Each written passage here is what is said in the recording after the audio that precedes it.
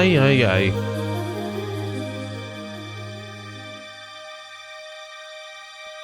Oh shit, I forgot to change.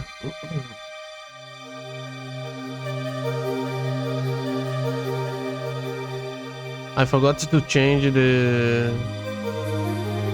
thing. Let me go to my dashboard.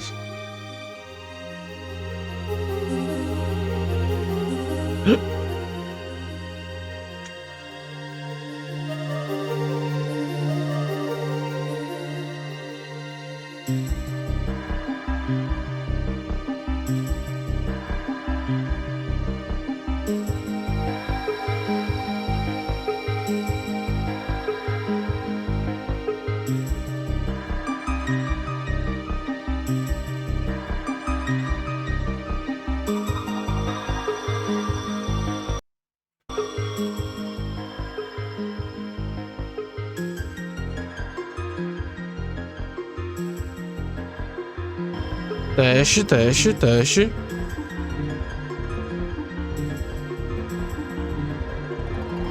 Teste, teste, teste. Testando. 1, 2, 3. 1, 2, 3. Teste, teste, teste. Testando. 1, 2, 3. 1, 2, 3. There is a big delay. Teste. Very big delay.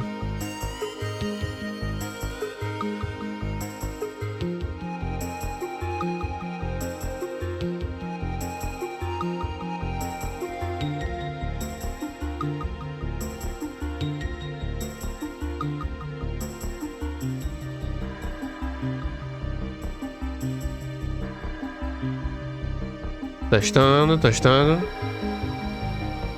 Testando, testando. Ok, esse aqui tá ok. This one's alright. Let me see here on my OBS. 1, 2, 3. Teste, teste, teste, teste. Teste, teste, teste, teste, teste. Teste, teste. Teste. Teste, teste. 1, 2, 3. 1, 2, 3. 3. Okay. Here is okay, I think. Maybe a little to the left. Here. Let me make this one a little smaller. That's kinda big.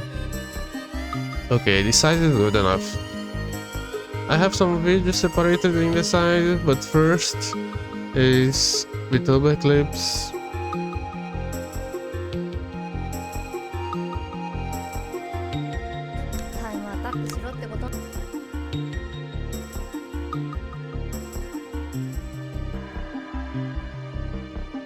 Whoa. I got notified of my own live. What the hell?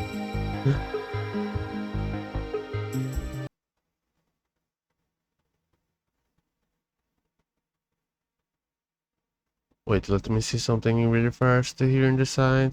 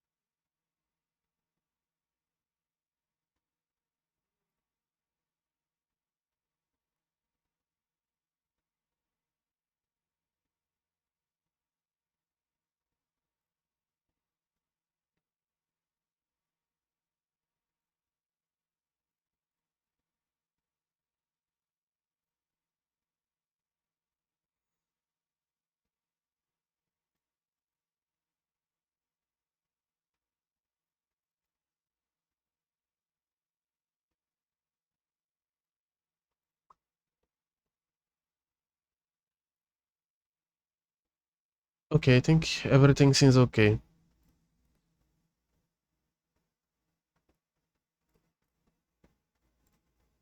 Let me test the chats.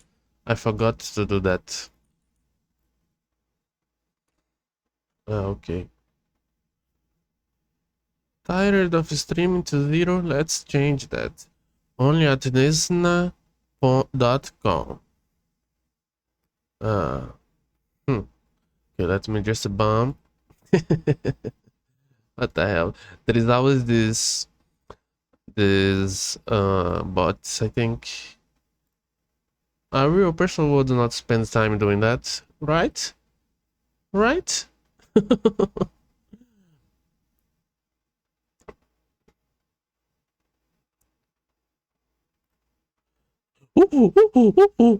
Hello, hello. Oh shit, my mouth is not moving right. Uh, Someone's calling me. Let me pause the recording.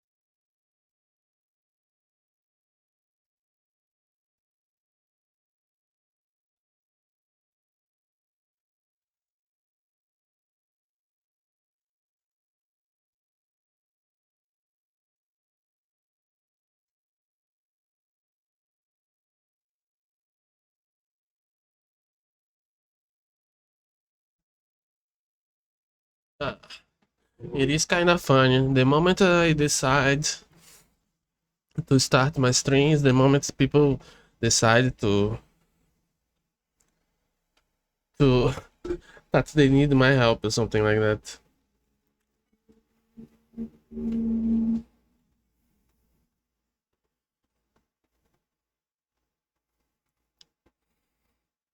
Teste. Let me see here. Teste. It's okay. Oh,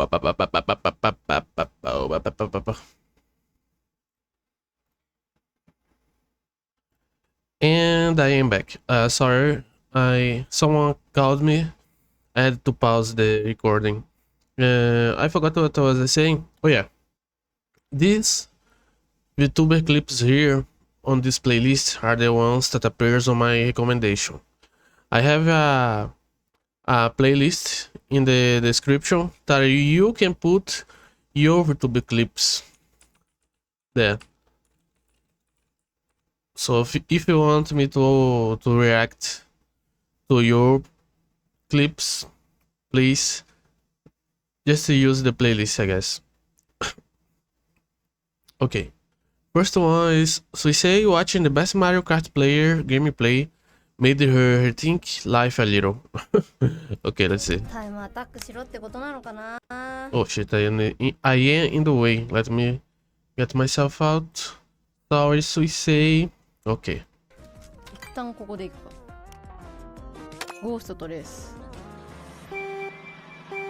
I don't have a Switch.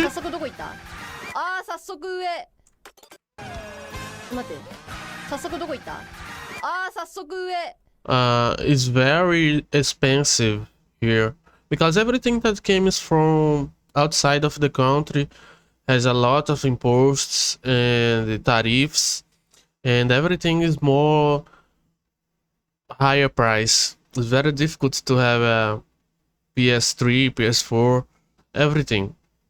And the Nintendo is worse yet because the Japanese, they don't try to make the price adapt to the region, and with all the tariffs and imposts get so high that normally people don't have it here.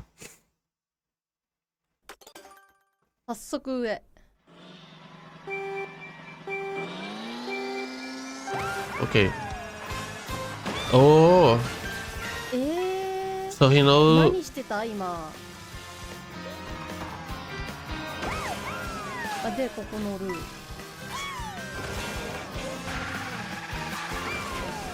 Is that difficult to do? I'm not sure.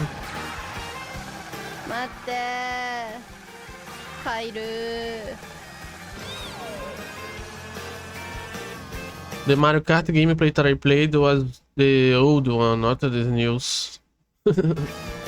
So I'm not sure if this one is more difficult or not.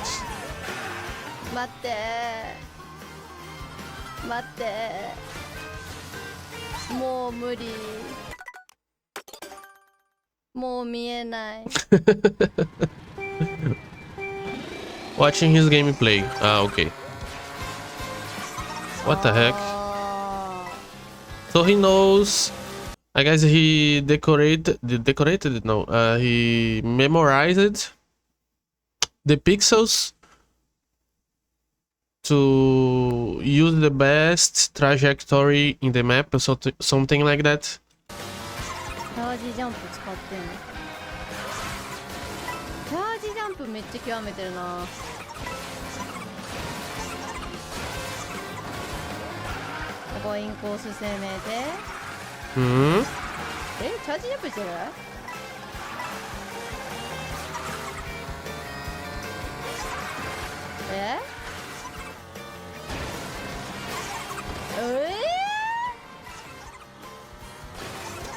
What the hell?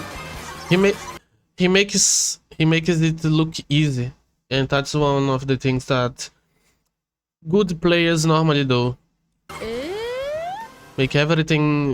Make you watch and think I think I could do that, but when you try, you see that it's not that easy.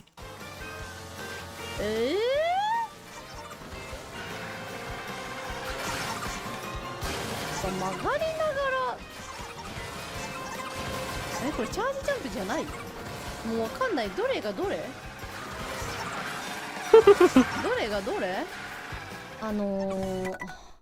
車道を走っ But I don't have a Switch. I don't have the custom of playing Nintendo games every time. It was always expensive here. But I used it to have a pen drive with a bunch of Nintendo. I used it to have a pen drive that a friend of mine gave me with a bunch of Nintendo games on it that I would put on the PC and play. てもらっていいですかこんなマリオカートじゃねえ Music Goblin! Japanese Goblin! My first character was a Oni, a blue Oni. Okay, this one was very nice. Oh, I forgot to comment. What the hell? Next one. 6 minutes of Cleveland sleep teasing Mari Mari _ EM. Let's go. What a male. Yeah, 15 signs you're a fickle bottom male. Super rare. What the and heck? Better than Pico alpha. bottom male. Maybe we should show these on stream. I don't know. W fickle bottom. The end of alpha male. Is this new? Is this Pico bottom. Is this a rare I think it's meme? the first time that I heard this term. Pico bottom male. Fickle bottom. Is this real? It's a scientific thing. What is that? What type on of Urban dog is that? Dictionary it says it's a man who believes he's a sigma male though. Oh. And he has no Fickle self-awareness. bottoms are rare and very useful. But I it like- says As you can see, he's fun to look at. I like how the second result of googling Figgle Bottom is Figgle Is Bottom a Lugi good my name male? for my child? that's Wait, really let me hear again. It's fun to look at. I like how the second result of googling Figgle Bottom is Figgle Bottom a good name for my child? What the hell? really unfortunate. That's a real figgle Anyone bottom who male. names their child Fickle Bottom should be killed on the spot. There is some strange What names if they out start there. calling you fickle bottom? No, Leave I'm the not that though. Mary _ FB. And these three, I was kind of surprised when I saw the new generation that they came to when they debuted. Because I guess it's because I was expecting a normal debut with new characters and things like that. But it is a very nice addition. They fit right in. Oh, you little fickle. Don't. I don't want to be that. Little Figgle That's- boy. Oh, she has some teeth. I forgot the name. Very nice. 45. Stop. I am not a 45. I am not a fickle bottom boy. I'm What an alpha classification are male. you? Mm-hmm. You're an alpha. I'm an alpha male. Mm-hmm. Sigma sounds nicer. Yeah. I'm a Are you glorious leader. Beautiful princess. Are you crying right now? No. Are you sure about that? Yes. Okay. guys, Why? he's Who an alpha. cares? Very brave. You know what? An alpha, a real alpha The tracking is very good because it's getting the smoothness right in. male knows that crying doesn't make him not masculine. True. It's okay to cry. Get that VTuber. True. It's okay to In cry when fact, someone calls crying you a makes me fickle more bottom. masculine because I'm in touch with myself and I know when I You're touching need yourself? to let it out. What the fuck, Cleo? When hearing this made me remember the JoJo. I think on the set with on the Joseph story with the pillar man, there was one of them that cried for the other, I think. I'm not so sure right now. And her talking about Mayor being confident and crying, confident on the crying, made me imagine him because he is a warrior, super muscular warrior in the way that the JoJo characters are, and he cries really fast and then automatically really fast returns to normal. It was kind of fun. It's been some time that I have watched it, so I'm not sure if I am remembering right. Ow. Haha, she touches It's herself. okay. We won't call I you a don't fickle touch bottom anymore. myself, and even if I did, it shouldn't be a problem. Haha, she touches herself. You touch stream. yourself. No, I It's don't. like kids Yeah, you do. No, I don't. I know you kids do. fighting. I know who you are, but what am I? I know you are, but what am I? I know you are, but what am I? Don't laugh. Y'all are both fickle bottoms. No, I'm not fickle bottomed. Oh, hang on, I'll join in. No, I'm not fickle bottom. You'll cry. Okay. Everybody's had their My mouth is crying on. moving Why is it not normal, working? know I how think. To cry. I'm not so sure about it. that. It won't work. She's for some faking it, reason. bro. It's not She's working. trying to fake cry. You gotta Oh my do a God, baby you know sound. what? Do the cry sound. Fake cry. I don't think I can fake cry. On command would be very difficult for me. But there is some people that have the talent, guys. No, not just the talent, but the practice. Why is it not working? Oh, because I'm in the collab mode. There you go. Meh. Wait, have y'all heard my baby cry? Yes. Yes, it's scary. It's scary. Like it's Baby too cry? good. I don't think while I back, heard it. Uh, Let me I tried put out myself a back tear on my stick, corner. like one of those things they use at movie sets to like make you fake cry, and that shit did not work. I put so much under my eyes. Either I have the strongest eyes in the world, or like you need to like use all of it. It has like I don't remember. It has like menthol in it, and so So like it like stings your eyes? yeah, so the fumes go into your eyes and it makes you cry. It did not make me cry. Teste, teste. You know why it didn't work? Why? It's because you're already the biggest cryberry to ever cry. The crybaby. Fuck. Wait a little. My thing. The string is falling.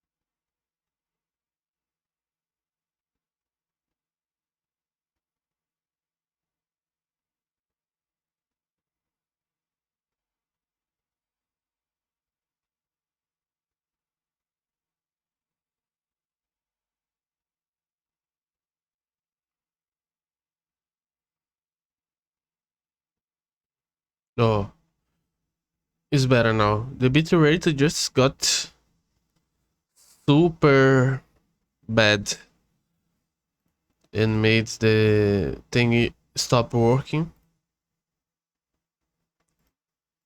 Let me see the other one to make sure everything is okay. To make sure everything is okay. Yes, it's normal. As normal as it can be.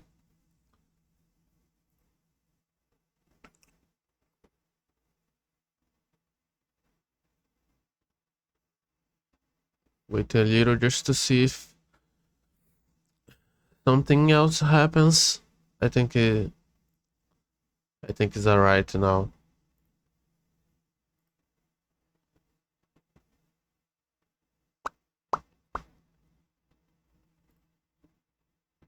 Okay.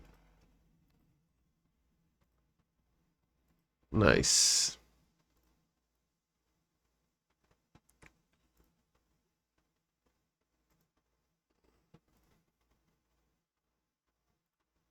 Okay, I'm back. Cryberry. Cryberry, You cryberry. screwed up, and now everybody laugh at you. No, instead you're of the me. you're the biggest crybaby Real life to ever typo. cry. Real life typo. No, I'm not, Cleo. I don't cry. What the My hell? aura loss. My aura loss is I real. don't Crying, cry. I don't pout. It is the three sisters fighting. I've never pouted. I feel like I saw you You can pout when pout? we were hanging out. When did you see me pout? When? when we were hanging out and you were like wanting to do something that no one else She wanted to wants do. her hot dog. Stop, bro. Stop. Mm-hmm. That's not true. I would never pout over something like that. I'm a dignified little princess, and when something doesn't go my way, I'm willing to bend the knee and allow everybody to go their own way. Wait, already... but then why did Interesting. you tell me to kill myself when I said I pulled Pokemon cards earlier? Stop! Exposed. Stop! The little dictator boy, 45. I'm not! Little Yeah, well, dictator I boy. may be a dictator, but you're a dictator. Huh? What the hell? But you said real women love hot potato. Yeah, is this because I'm Irish? Are you being racist, Mary? What? I didn't even remember you were Irish. That's okay. Oh yeah, we forget Damn. sometimes. I don't remember that. I do Mash 'em, stick 'em in a stew. potatoes. Yeah, I don't get pouty. I might have gotten pouty when we were all together though. It might Oh, have been you a want to bit. know? I feel like maybe I did a lot. I feel like I maybe do. To clear the air, maybe a little bit, a lot of it. Really? Oh, Yeah. I was worried I was that like just the audience talking- wasn't. let me go back a little It's a fickle bottom male. to make sure.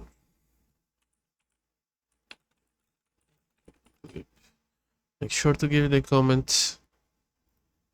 Really? These clips are kind of long. Try to choose the less long clips, but there is some really long. Cleo theory on why there are so many uses edits and art of her.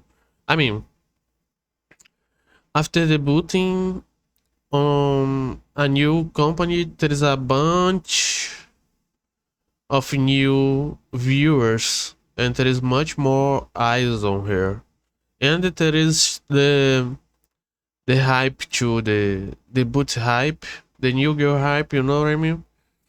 So all these things gonna make it so people make more art, and we like Cleo, so and there is the hag hype too these days. People are loving hags. Hag love these things.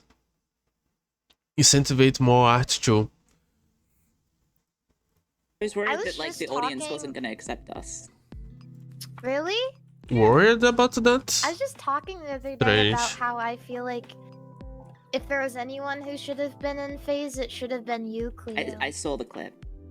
Yeah. And sorry, I wish you didn't see it. I was gushing a little bit. Yeah, you were being really sweet about I was Sleepy and gushing over Granny. And then Gushing you for Granny. and then you said that why is everyone yanking their dick to Cleo? Everyone is always yanking their little wieners over you.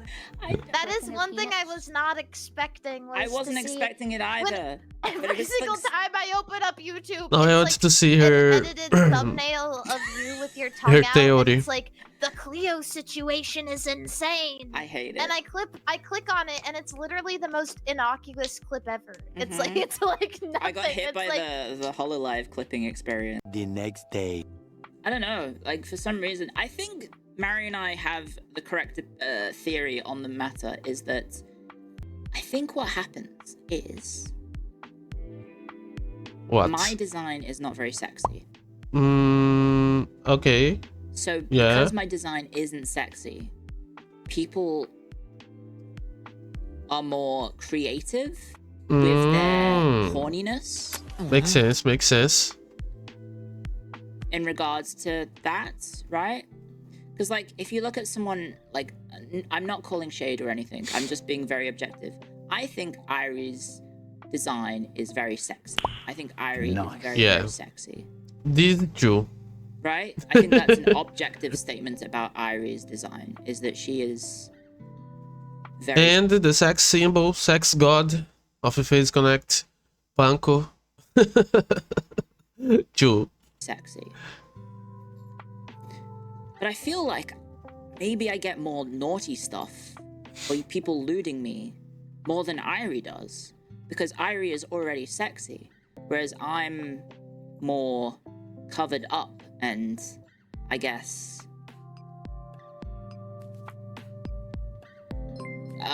modest, maybe, is the interesting best way to put it. Interesting It's also theory, I Irie's guess. personality. That's true. Kinda Irie makes is sense. Very, how do we say this? A bit. Irie's very, pawn wolf, right? Whereas, I don't know. I do enjoy a funny joke, and sometimes the funny jokes are horny in nature. The lewd posters are the loudest ones. That's true. That's true. I just feel like I don't see... Yeah, normally lewd art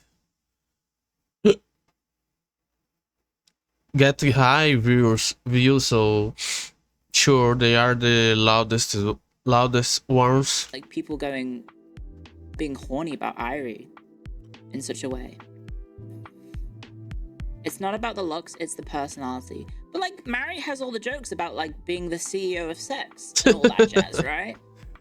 And yet I feel like, I don't know, I get targeted with the horny posting. I'm like the tank. I draw the aggro. Mary is a Filipino boy. I thought that was Filian. Oh yeah. I'm the lightning rod, yeah. They confused the Panko is person. also the CEO of sex. They're both CEOs, I guess. No, Panko is pure and innocent. What? Sorry, wait, hang on, you're getting me all confused. It has nothing to do with my 10%. Press X to doubt. I feel like my 10%, my 10.1%, sorry, put some respect on the 0.1% percent, by the way. My 10.1% female audience is primarily 10%? because of the auto play. 10% is a kind of a fucking high number. What the hell? Of females? 10%? Shenanigans happening. Panko isn't rude. She's lewd. She's Italian. That's true. That is true. Mary's also not very sexual. She is, but she talks about, I don't know, crass topics a lot. I feel like Mary talks about more crass topics than I do. I don't know. But yeah, that's my assumption is that my assumption is that people are, I don't know, maybe looting me because of my more modest design, because it's like the power of imagination is greater than the power of imagination greater than visual stimulation, correct? Perhaps. It's a interesting theory. I try not to use. I try not to use Twitter too much, so. But I did see some arts of her, but I don't know if it's that more high than the other girls. I would have to be looking out to see. Maybe I should do it. I'm kidding. Sometimes less is more. Intellectual stimulation is powerful. Yeah, because I mean, you guys have a bit of a reputation now, but it's the loud minority I finished stream to see a Hatsune Miku edit of myself, in which I have Hatsune Miku hair, and then I'm not even gonna touch the second edit of that one because that's going a bit far. It's also the voice. I hate my voice though. Nah. I don't like. Her voice is good. I like her voice. I guess every person don't like their own voice. I too don't like my own voice. Every time I watch my own VODs to see how I am doing, how the audio is doing, I have a deeply high dislike for my own voice.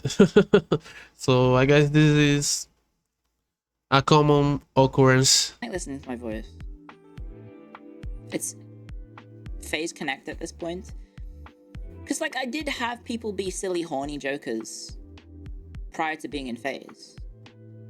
Like, there was, you know, some of my regulars have a reputation of, you know, as a joke. Well, maybe not as a joke. Maybe not a joke. Maybe But they're saying others, it's a joke, but it's not a joke considering they're but doing... as I said, now because there's more eyes on her, there will be more artists.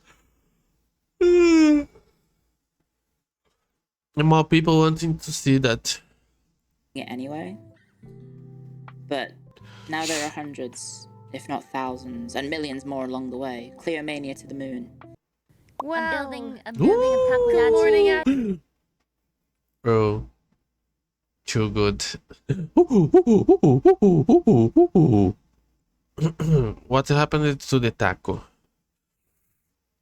My wife.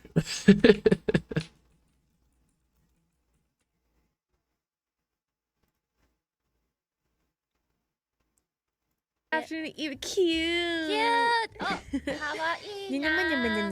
Kawaii. I'm wearing a classic school swimsuit. Kawaii I got na. Takodachi posing for me for my beautiful sand statue. Yeah, he's a great Yeah. model. Look at that. Very cute.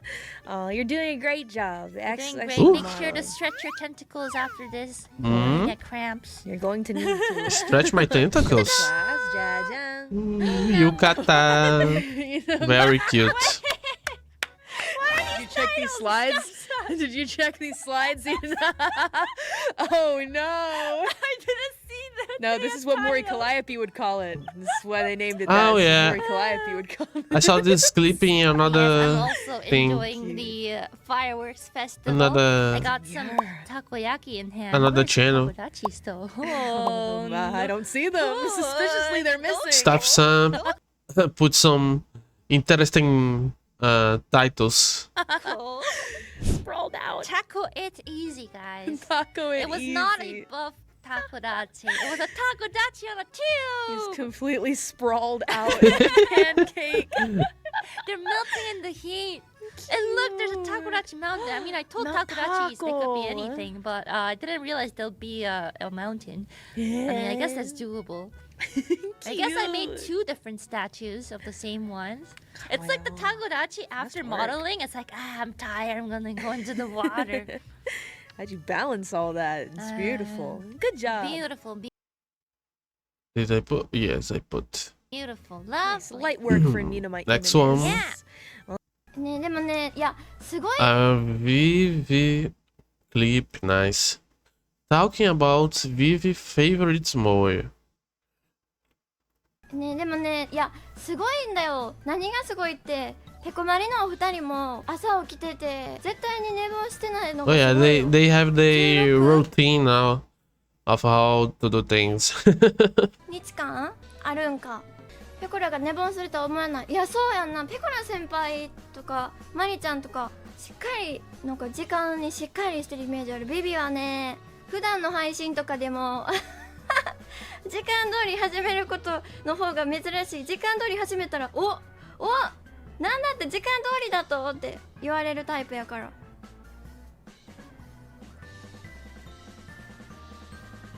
ペコラは昔寝坊して勝ち泣きしてた。そうなの？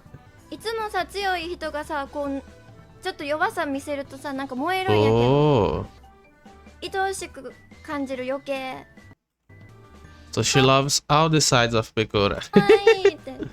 ギャップ萌えってやつ。 Gap そう Moe, かも。 yeah, the ギャ Gap ップ萌え Moe. だ。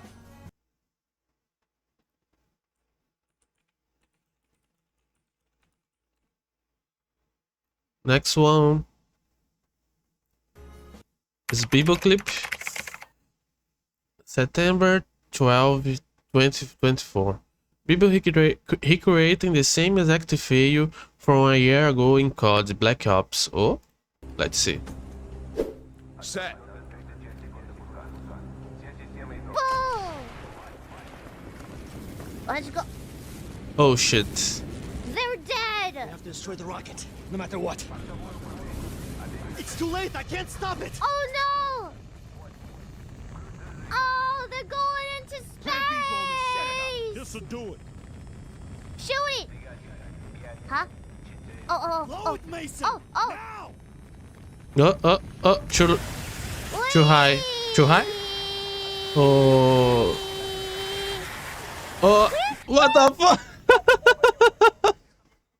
Mason, Now go that's on a way to miss. Yeah. Oh, she's replaying the game? Set. Ah. Ooh,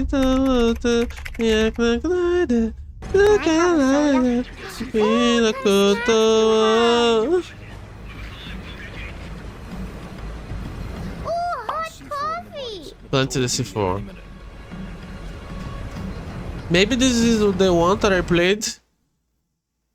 I have played the two Call of Duty's games. It was, I think, Call of Duty 2. That was in the second World War. And the 4, I think. No. Maybe, I don't know now. But I haven't played 2. I just don't remember the second. Bodies ASAP. We don't have much time. Oh, whiskey? Undertone? What even is an what? Bro. Taking too much time fooling around. Bodies ASAP. We don't have much time. Oh, we're gonna explode bodies. To an elevated position. We'll ambush them when they discover the bodies. Bro, what the hell?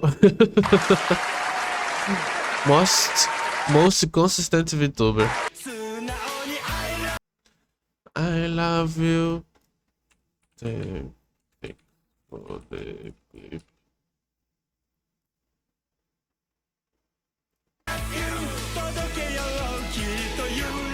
One more. ねえ、私さ。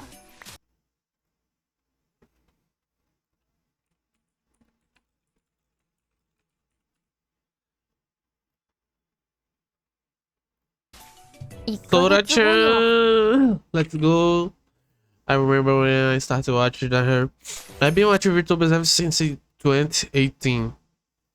My first VTuber was Nekomiya Hinata. And I basically saw the scene grew up. I saw Sora from the beginning. Getting help from Shiro.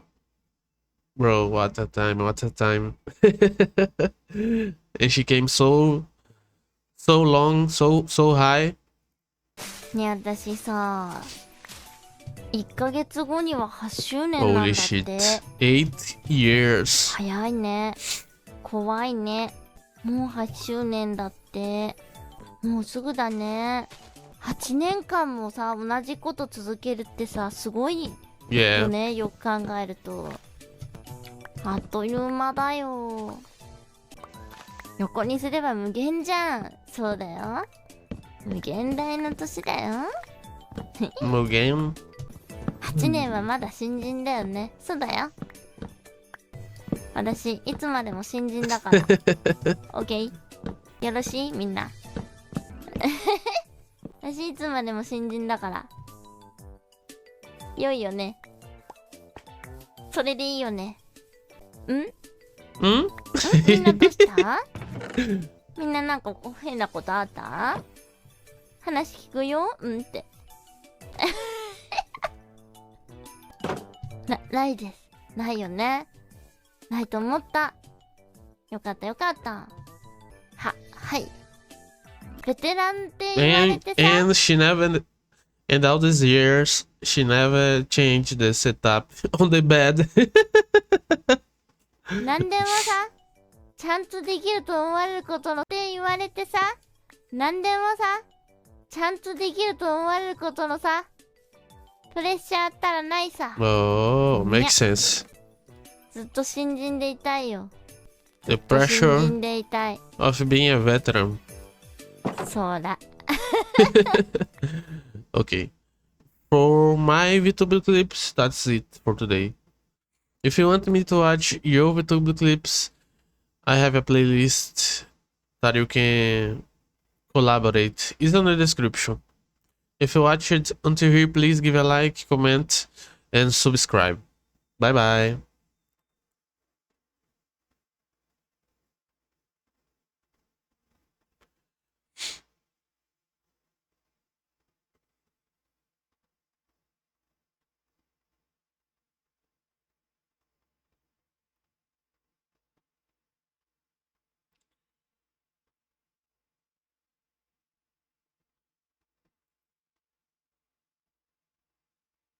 Let me name the video so I know later what it is.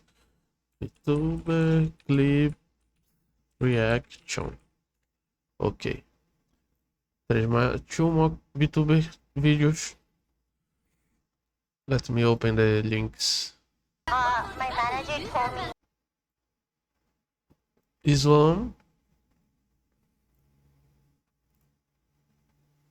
I'm gonna turn. Yeah. I think I got confused a little. From the same channel, I think I should let to another time. So let me put this one down.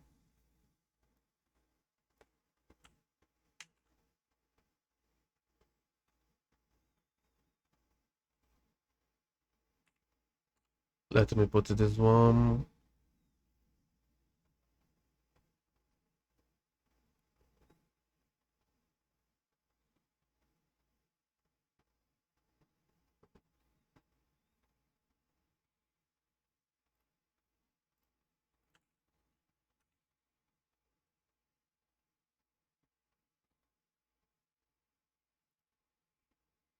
I'm gonna turn down my mic a little. Let me put this one on the playlist again.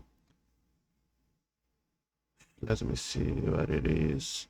YouTube compilation videos here. I guess I put it by mistake. No problem, no problem.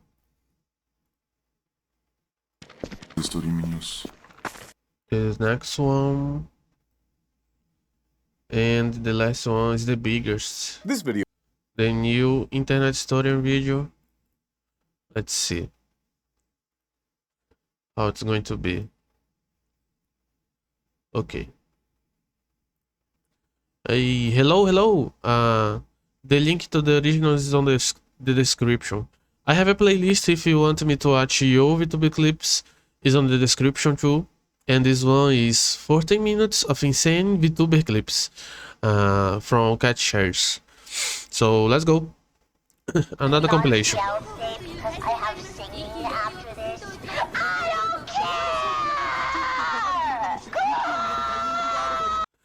Kusogaki.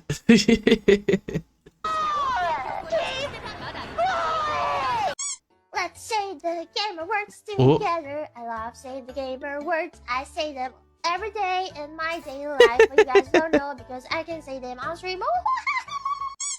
I am so glad you Don't know because I can say them on stream.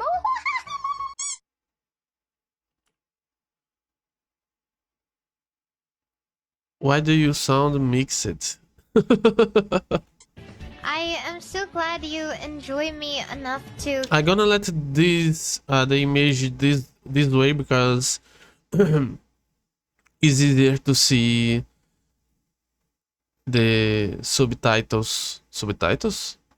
Yes, the sub when it has. Jack off to me.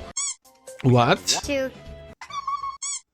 I am so glad you enjoy me enough to jack off to me. Well, in a way, it's a present. No, no, not a present. A homage. A homage to you. We have one A. Oh, Saba. Sure we do. Ass. Lisa, I need to know your opinion. Oh, on I that. still have to Okay. play the new update, the last big update. I did not play because I knew that I would start streaming. So I would let to first try on stream, you know? Okay. So what's worse? Of the holocure. Moldy dishes? Yeah. Or piss bottles? What the hell? Oh my fucking god, dude. This has There has been some nothing time that I don't see any Lisa and Pippa collabs. It's been some time. to do with anything. But I would like to announce that Iris and I bought matching underwear. I also, What the? as a kid, had a salt lamp, which was like a brick of What's like, it- salt, and I would bite off chunks and eat it like religiously. What the hell? And I found out 20 years later they got recalled because they caused brain damage when consumed by it. Aye. Wait, why did no one stop you? Why? Because they did not know, I think. My little sister too. Oh my god, you made your little sister. You have to bring her down with you. I know. Well, listen, she went to college and made the family proud. I'm playing Roblox with Doki Okay, Birds. but You just need to put it in the fridge, right? And wait for, like, you know, Oh, the Saturday. thing to become bigger. You like this? Ooh, you dirty. Oh yeah, you fucking slut. What the fuck? Oh! これって何に反応するの Ayami, Fubuki, and Suisei. ほいほい足音も You know who I really just admire deeply? Matara. She's been, oh my gosh, she's been going for so chugging away for so long. Yeah. She's really old. Oh, Creamy! buzzball, my vlog! I hit the desk so hard, the buzzball committing some. I really like Creamy. Get it too! Which one? It's on the YouTube black. Yes. He's one of the small number of VTubers that made me use Twitch. But now she's would stream it too. I don't remember if she stopped or she's still doing it. So how's your day been, Grimmy? It's been concerning. And Good. she definitely Can you give me a good definitely has Clean it up. one of the best voice. Fingers, woman. I still see spots. Do you want dinner tonight or not? I'm the one that cooks. I am the one who knocks. Grimmy, I really have been having a lot of fun today. So thank you for hopping on the stream. Yes. Clean it up. That's it. I'm so sorry, but I think there may be some sort of disturbance here. I'm not familiar with like the culture of like this specific. Oh my god, yeah, with the chair now. Yeah. What the fuck? Yes, that's screaming. Oh my god. So, what's your favorite color? Chat, what bone is this? That's right, that is the The iliac, pelvis. the ilium as well as the sacrum. So this is actually your coccyx at the tip. This looks like a femur because this is the greater, or this is where the greater foramen goes into. Yes, and that's where it connects to your patella. Cotton sure knows a bone when she sees one. I sure do. And when I feel one. Thank you. Thank you so much. Is that a lighter next to a gas pump? Oh, Oh! Stop! This noise is real. oh, what the hell? This has to be deliberate. This Shondo in Philly stream was crazy. So, would you call this a woman moment? I think I would call this a woman moment. I feel like honestly, I don't think it was her fault. I think it was the fault of the people who sold her the car. What do you mean? They let a woman drive. This was an accident waiting to happen. You just have to wait. Okay. I am been in one car wreck before. Were you driving? Yes. I see. Are you gonna ask if it's my fault? No, I know the answer to that. It was my fault. Mm-hmm. We all know. Makes On sense. the battery. Oh. I'm gonna lick it. I don't know what that does. Milk and ever Dutch. actually licked a battery before? No, but when I was a kid and oftentimes an adult, I would plug it. You know, the iPhone charges. What do you mean oftentimes as Occasionally, you plug in your iPhone charger, and you know, like the Yeah. little part you put in the phone. I'd lick it, and it'd be spicy. What the hell? Sour, and it like zaps you a little. Yeah, and you'll never have to grow up after. Where are you from? Oh. Me? Well, you know where I'm from. Where am I from? Tell me. Freaking buck teeth. Don't say France. You're Tell me, from where am I from? Belgium? No, what the fuck? No. Okay, No, no, no, no. Romania? How could you? How? Oh, Brazil? All the things. Mongolia! Norway! I'm gonna Sweden! This model is really big. No, dude! I'm just like everyone else to her. I thought you Israel! had- What the fuck? Do I look like Hungary. someone from Israel? Ah. Frick you. You wish you could freak me. Bro, Hungary. Hungary. Hungary. Then get food! Oh, Cora, you want to see a really funny reel? Oh, Why can't we see Donkey Kong's individual cheeks? That's a bummer. I think it'd be funny if we could see his butt. I think it'd be more endearing if we could see his individual butt cheeks. You will later. We will? oh. Cheeks! Well, more Calliope. Looks like we're getting married after all. Where's she going? Where'd she leave me? She's getting ready. She's putting her Bro, wedding. GG 3D live. I still did not come to watch, but I saw some clips and it was crazy. Dress on. Oh, yeah? Bounce on it, Dio. Yeah! Crazy style, though! Oh, do you know the meme where that comes from, Henya? I don't know, but when I say it, people are happy.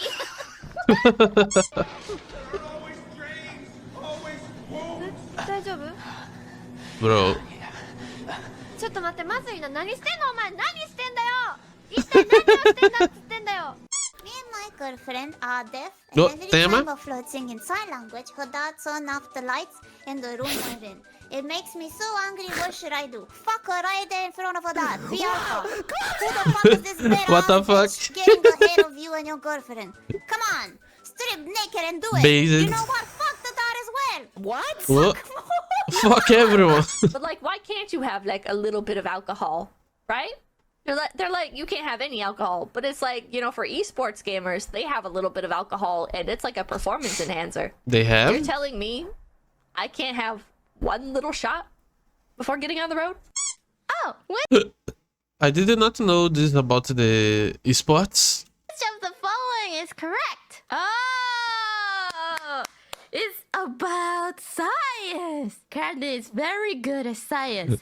Hey, iPhone brain. you guys, here, listen. Our ground is flat, so we can walk because ground is flat. Oh, no, shit, round. so fucking If stupid. the earth is round, we fall down. You know what I'm saying? You know what I'm So saying? Chad, here's what we're going to do today, boys. We have installed an extension that allows you to click anywhere you want. And they made it. You made a pair of balls, and it's segmented. What are you guys doing, man? Okay, so we're drawing penises on my stream. Great. You guys are Oh. modern day artists. The greatest I've ever seen. Now it's whole. Oh, okay. What the fuck? It's bigger than me! They ignore us. Ah, stop. Bunny girl, Henya. Woo. Ooh. Be the whiny little bitch style. Stop being a whiny little bitch, Chad. I love this song. I know. Oh my god. God, there's something about K-pop that just right. Really? Oh, the cat's just there. I Ow. crony. I never saw the. I never really liked the K-pop. doesn't come from hate. It comes from love. Did you use eye roll? You know what the government is hiding from us? They're What? hiding all the good kush. I feel like such a poser when I say that. I've never smoked a weed in my life. They're hiding the alcohol that gets you drunk but doesn't have any calories and also doesn't make you hungover the next day. Those fuckers. They're hiding the red pill and the blue pill. I just know they are. They're hiding the chests of all the girls who stay flat. Keep it hidden. Keep it hidden. And then there were some cosplayers. They came up to me and I was like, wow. And they were like, oh, we're fans. And I was like, boobs. I was like, What the fuck? Sorry. I couldn't stop staring. Booba. It's okay to stare. Then they shoved their boobs in my face. Oh. Minto. Winning. Off-kai was fun. Oh, it was an off-kai, nice. これを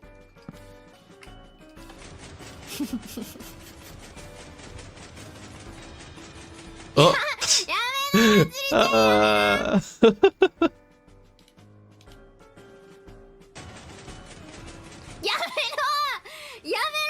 れてる。Of course it's Matsuri. And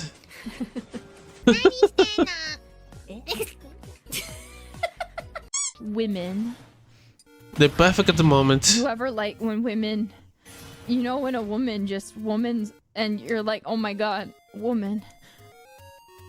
Woman. What the fuck is she talking about? Daughter? I don't consider Vibu to be a daughter. You're not my mom. I'm not your mom. I'm not your dad. But my mom either. collection. Your mom collection. What the heck? Yeah, I don't want you to be my dad. I want you to be my I've mom. got mom Seki. I don't know if I can be a mom. That's more of like a Kiara thing. Oh, if you want me to be my true. wife. Okay, that works, I guess. If it's okay. I feel like the Holo family is already convoluted enough. Trying to make any sense of it is just impossible. Choosing between Don't try to make sense. choosing if the girl's gonna be your mom or your girl or your wife. What the fuck? Like, I'm married to Shiori, but she's also my mom. And Kobo and I are each other's moms. Oh. Are you sure about that? Well, yeah. What was that sound? What? Oh, I was drinking from a glass. It sounded like you choked. Now I'm blowing bubbles. I don't even believe you. What was that? That was me pulling the straw up. It's like a bendy straw, bro. Are you trying to cover a bong rip with a glass or what? Bro, I wish I was smoking a bong right now, but I've never done that in my life, so I wouldn't know how it would be like. But no, this is just my glass of my beverage. She lying to me. Yo! We're gonna do something I like to call a pro gamer move, and that is running away from consequences. Oh.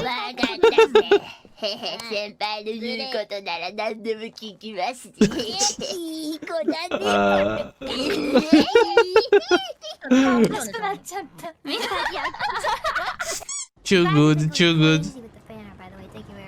Yeah, the fan art of Saba is still going crazy, but on the debut, why something else? I spend way too much time scrolling because I want to keep looking. Why is there so much art of putting me in a jar?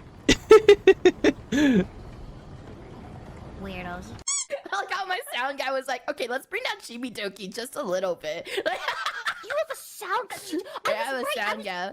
I was telling my chat that like I'm like you are so professional. And Oh, I'm, she like, has a sound freaking guy. cat. Like I was like, dude, like Interesting. you don't even know what the frick a collab room is. I'm a sound guy. Okay. Collab room? Oh god, no! What is that? My mic is $1,000. It's a good mic. Don't worry, Chibi. I can tell. The moment I can upgrade mine, I don't. I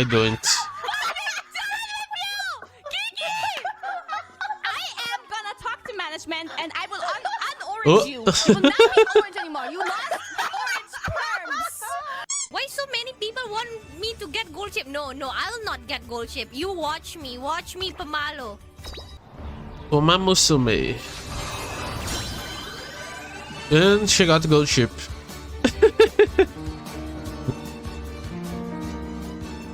She's going on hiatus, I think. It's kinda thick. I'm not sure. I have to look it up. Okay, that was 14 minutes of insane VTuber clips. The link is on the description. If you want me to watch your clips, I have a playlist. It's on the description too. If you watch it until here, please give a like, comment something, and subscribe, please. Bye bye. Let me see. Okay. There is 2 more. Oh yeah, the 2. Holy shit, this one is on hour. And Momoy. Hello, Aro, how are you doing? I'm just recording some of the videos to post. I think I'm gonna start. I sleep today because I took some. I'm a little bit sleepy because a little groggy because I took allergy medicine. I almost sleep.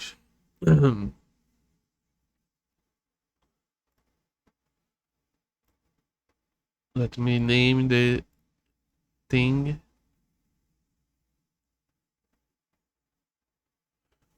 Okay. There is raid next week. I still have to do the event. I think I'm gonna do the event off stream because it's almost finishing and I take too long reading. And when I play next time, I want to do the final episode. 14 minutes of insane VTuber clips. Okay, the second for the day. Now there's 2 more.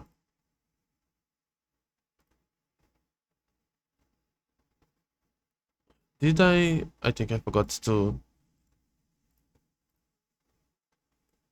I forgot to comment. My mic a little.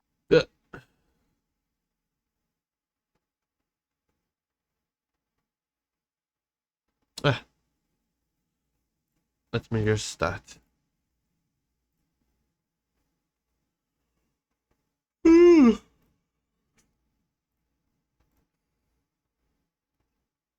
I almost did not stream today. I was feeling kinda bad, but then I remembered that I always feel bad, so not to make no difference. Let me start recording.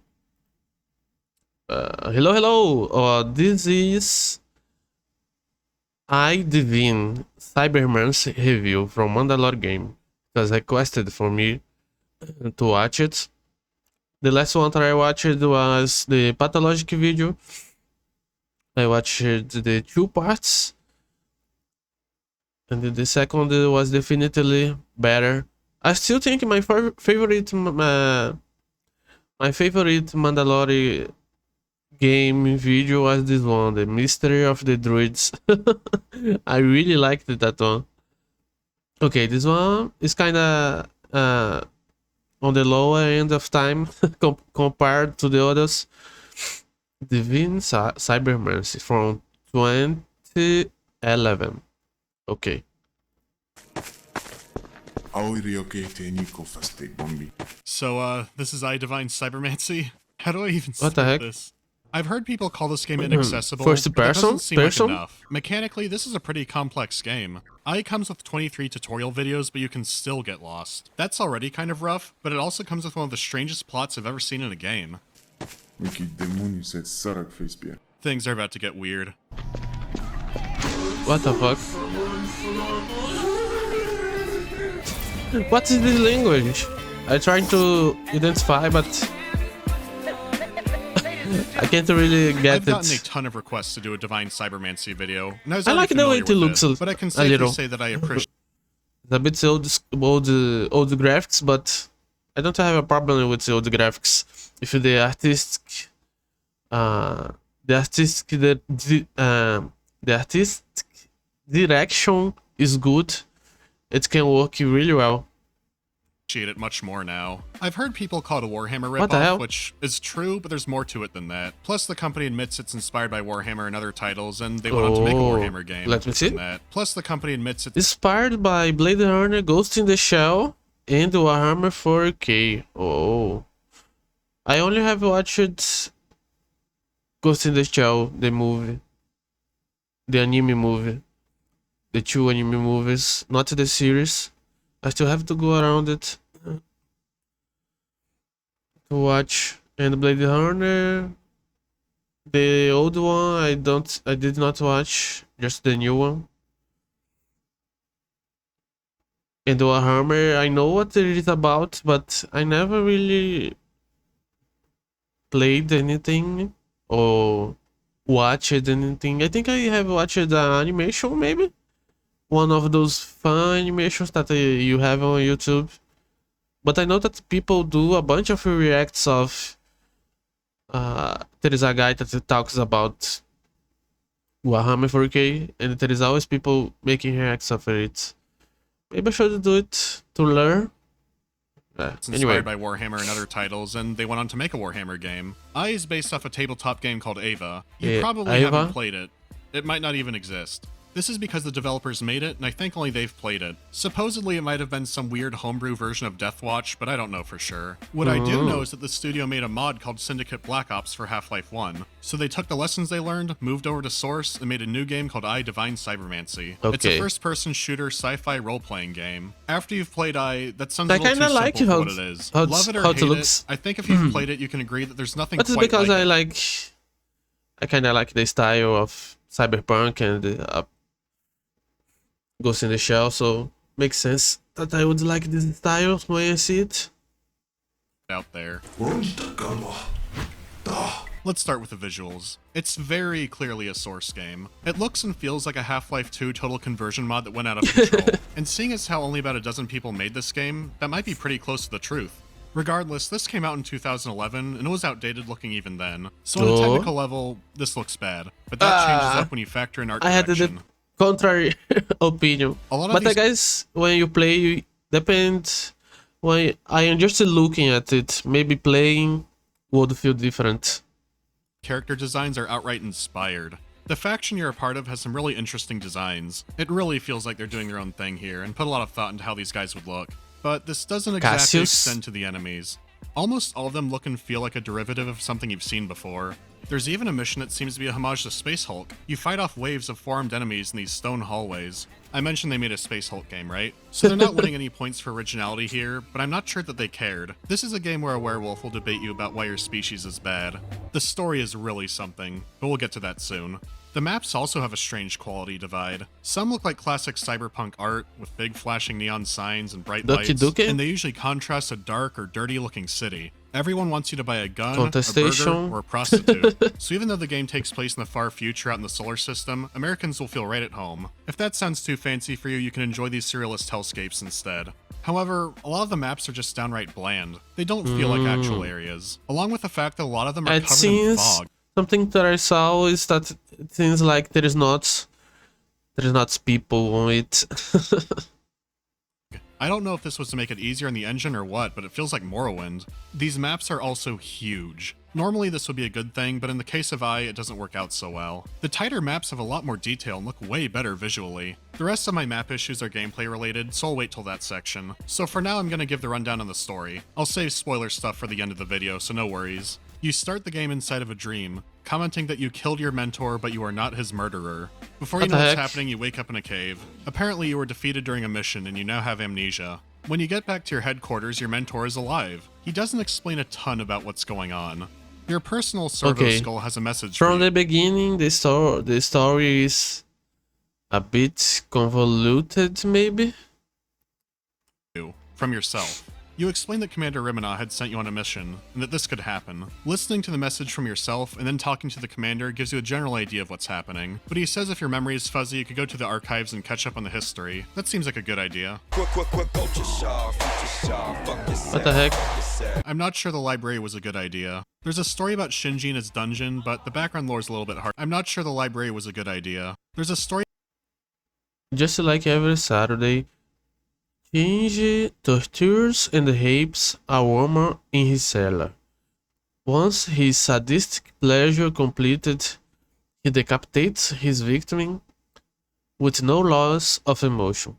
And like every Sunday, Shinji goes to bury the blood and mutilated body of his victim in the Lato forest, which is venerated by the ancients who called it the sanctuary. Shinji has accomplished the same ritual for 12 long years, ever since his return from the colonial wars. What the fuck?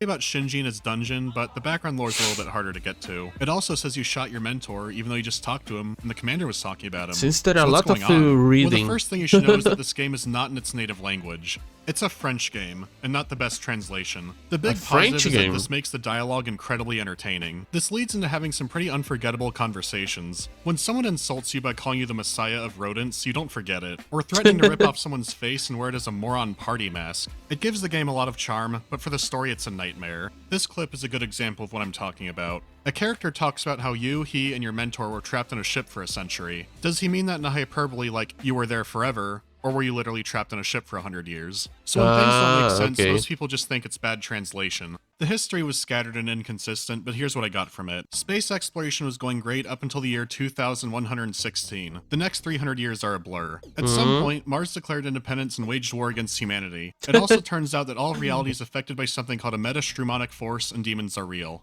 So between fighting the Space Confederacy and Satan, the Warhammer 70% of humans are dead. I think. The surviving planets formed the Federation, but the private sector was still worried about the demons. So some big companies created the Secreta Secretorum, and in turn, they created I. No one knows what it stands for. It was lost to time or something. Anyways, their sole mission is to fight off demons. Because the Federation rules with an iron fist and the companies want more power, they launch a coup against them, but it fails. At the same time, there are two factions within I, the Coulters and the Jian. They've been waging a minor civil war on each other. Your mentor wants to bring the two sides together and focus on fighting the Federation and the demons. The commander just wants to exterminate the Jian. Maybe we should focus on not kill ourselves and kill the demons first. Just a suggestion. The game drops you off in the middle of this, and this is behind levels of intentional incoherence and bad translation. So if someone picked this up kind of casually and wasn't paying attention, you can get lost quickly and easily. Stuff like the holy CVS receipts are never explained. So let's get right into the gameplay. Right off the bat, I'll say the ceiling of fun you could have in this game is higher than games like Deus Ex. At least when it comes to how broken you can make yourself. You can turn people to monsters, throw cars, turn invisible, create armies of yourself, hack into people's brains and turn them into a puppet. You can even teleport inside of an enemy and blow them up. Oh, I have this. Brains and turn them into a puppet. You can even teleport inside of an enemy. I have this dragon. Blow them up. I have a dragon, a little dragon of metal. It's on my. But he has a kind of a power in his hand, a Kamehameha, I think. Like a Kamehameha, a ball of power on his hand. And that's not even everything. But this is a role-playing game, so you will have to earn it. Here's how character building works. When you first fire up a game, you have 3 genes to choose from. Each one affects a different stat. Some might give high bonuses to one, but also give penalties to another. So when you roll, you can get a balanced character. Or you can just put them all in the meta gene. Then you roll until you're pretty overpowered. What the hell? Even if you start with a high stat character, you still have mountains to go. From the beginning, you get can. by killing So from the beginning, you can break the enemies or doing missions, and then when you level up, you can spend ability points. That's not groundbreaking, but that's not all there is. If you've played I, you know what I have to talk about here. For just about everything you do, you get a currency, but it's not credits, It's Bruzoff. If I mangled that pronunciation, I apologize. Bruzoff. I used to be under the impression that it was just a weird sci-fi currency they made up, but after I actually googled it, it turns out it's an obscure French slang for money. That took me by surprise. The thing is, there's a world of wonderful things you can do with this Bruzoff. If you have enough money, you can open up your character menu at any time and buy a cybernetic upgrade. These improve your character in just about any way you can imagine. I would advise investing in your legs. More on that later. You can use your money in the temple headquarters to buy new psychic Invocation? powers, cybernetic powers, or new weapons. All of these items usually It's kind of come nice the mixing of cybernetic powers with magic, mystic arts. requirements, so you can't buy them all at once. They might also need But it depends research. on how it's done. Because it could make everything worse or it could make better. Depends on the author, on the writer. It uses a very similar system to the original XCOM. When you kill an enemy, they have a random chance of dropping a briefcase. These cases have research items, so you want to grab as many as you can. Research costs Bruzoff and happens in the background, but you can spend more money to assign more scientists to speed up the process. This does have a few catches. First, what you get is completely random, even though some enemies are known to have higher drop chances for loot. The issue with this is that some research requires other research. The game has an entire tech tree. On top of this, some research is completely useless. I don't mean tiny bonuses, I mean they do literally nothing. And you can't really tell which research Alpha Planta Shock Absorbers. This stupid technology seems to be just an update of Walking Easy, and it is pointless for all operations. And you can put it? research is going to be junk, so don't spend all of your money on one research. There's only a few useless ones, but it's something to keep in mind. It does incentivize playing the game longer since there's some pretty powerful endgame researches you can get. Most of the really devastating weapons need them, but having them be from pure RNG is kind of annoying. The max character level is 120 and there are tons of powers and weapons to unlock, so this variety seems good. How's the gameplay? Well, if you like the original Deus Ex, you'll feel somewhat at home. It's nowhere near as intricate, but it is familiar. Let me explain. You usually have multiple methods for accomplishing a mission. If you're assigned to assassinate someone, you could just go and kill them from a window, but you can try a more subtle approach. Or you can go bulldoze everyone How about hacking a security and kill system and everyone. turning it against them? What if you just hack someone's cyberbrain, control them like a puppet, and then send them out to do the murder? You have a ton of freedom in how you can do things. This with a also catch. seems No matter nice. how you conduct a mission, it won't really affect the story. The only exception is one planet where you can choose one of 3 paths to go on. These lead to maps which are exclusive to your decision, but other than that, it doesn't happen anywhere else. So if you like RPGs with big decisions and story effects, that doesn't really happen here. It makes up for this with all the side quests it offers in the main storyline. As you progress, you can unlock new areas in the temple and then go back to areas or visit new ones. These will give you a bunch of plotless side objectives. So they're ultimately for farming and having fun, not more story content. It has an insane plot, but the game is okay with you ignoring it. Even the difficulty settings kind of hint at this. You can crank up how challenging the enemies are and even their spawn rates. The payoff is you get more XP and Bruzoff when you kill them. In fact, even with a cloak, stealth is pretty hard in this game. You can dumb down their detection AI, but that doesn't feel very fair. It already has its struggles since they're basically multiplayer What the hell? bots. So except for mission rewards, everything else is highly encouraging you to kill enemies. They sure gave you a lot of ways to do it. So how fun is the gameplay? Let me introduce you to a starter weapon Oh yeah, the SMG. most It important has 2 part, the fire gameplay. modes, full auto and fuller auto. This could be the best game ever made. Oh!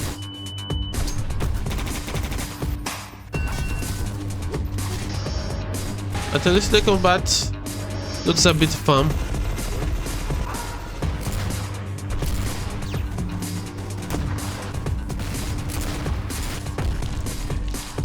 The combat in this game is so much fun. Every single power Oh. you get can be hotkeyed individually. So If that here's sounds the- like too much, there is a radial menu you can use. Either way, the controls are incredibly tight and responsive. Every single weapon kicks like a mule and feels powerful. The high top-tier weapons point are of the revolver. game. You don't see that too often. Plus, it doesn't need research or high stats. You can even wield it or any other handgun with a sword. You won't even care how stupid it looks because it's so fun. I mean, as the game would say, holy weed.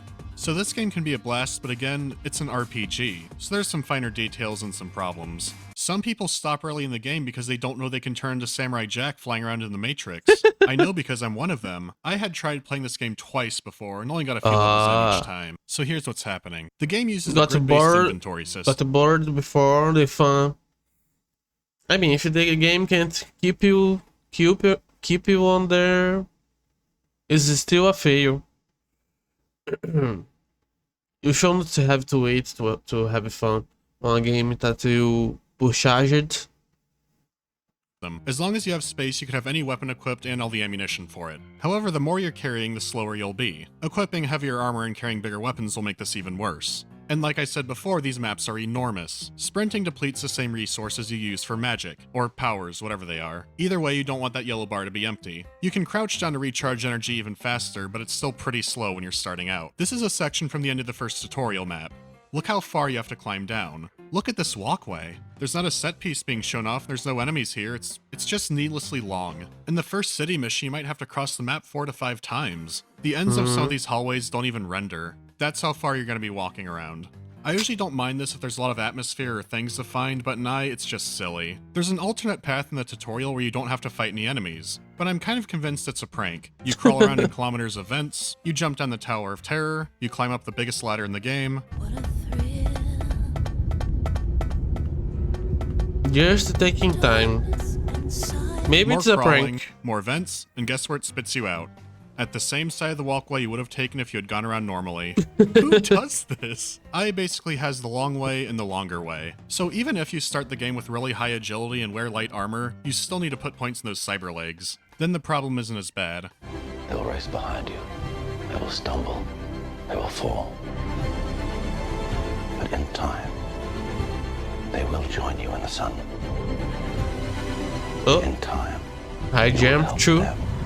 Accomplish wonders. Ooh. Okay. It's gonna be a while before you're Nice. there, though. I also know some people who are turned off by the death system. Besides losing health, there are other effects you can have, like going insane or hallucinating, but you can perform maintenance on yourself to fix it for an energy cost. Out of everything, you seem the most likely to break your legs. That slows you down, so you really don't want that. When in doubt, just press the button until the game confirms your legs are okay, because if you play through this with broken legs, you're gonna have a really bad time. You can also heal yourself or others with medkits to regain health, but don't use it too early. You can overdose on them and die. It's amazing. You can always die directly the old-fashioned way from some bullets.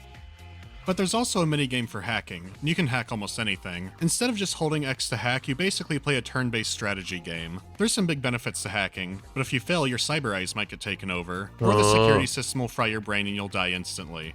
What the hell? When you die, a resurrector will activate. This will get your body back up where it was. If you manage Lord to run out of Mandalore. resurrectors, it'll kick you out of the level and shove you into a dream again. But then it'll pick up your mission from a checkpoint. At first, I thought this seemed way too easy. But these resurrects don't always go smoothly. There's a chance of something bad happening, which depends on a karma system, which activated. frankly I don't understand. But if this is triggered, or if you die in a way where your body can't be resurrected where it lies, you get a fatal wound. There's a few kinds of these, and they can stack, and they are permanent stat debuffs. So if someone is exceptionally bad at the game, their What stats the hell? can be reduced down to what's basically 5 types of unplayable. fatal That's a good wounds. incentive to not die. The only way to cure them is with researches down the tech tree. They're fairly rare, expensive, take a long time to research. There's a different one for each fatal wound. So a clumsy Ooh. player only interested Too in the much story time. isn't going to get very far. Unless they bring a friend. And fucking how high were you to make this game? Oh, you can This high? play multiplayer. Are they saying that in English? Oh. Yeah, perfect So English. you can have a good fun. Dude, it's English. No, dude, I'm telling you, it's doing it in a different language for me. It was English? You guys ever played Silent Hill?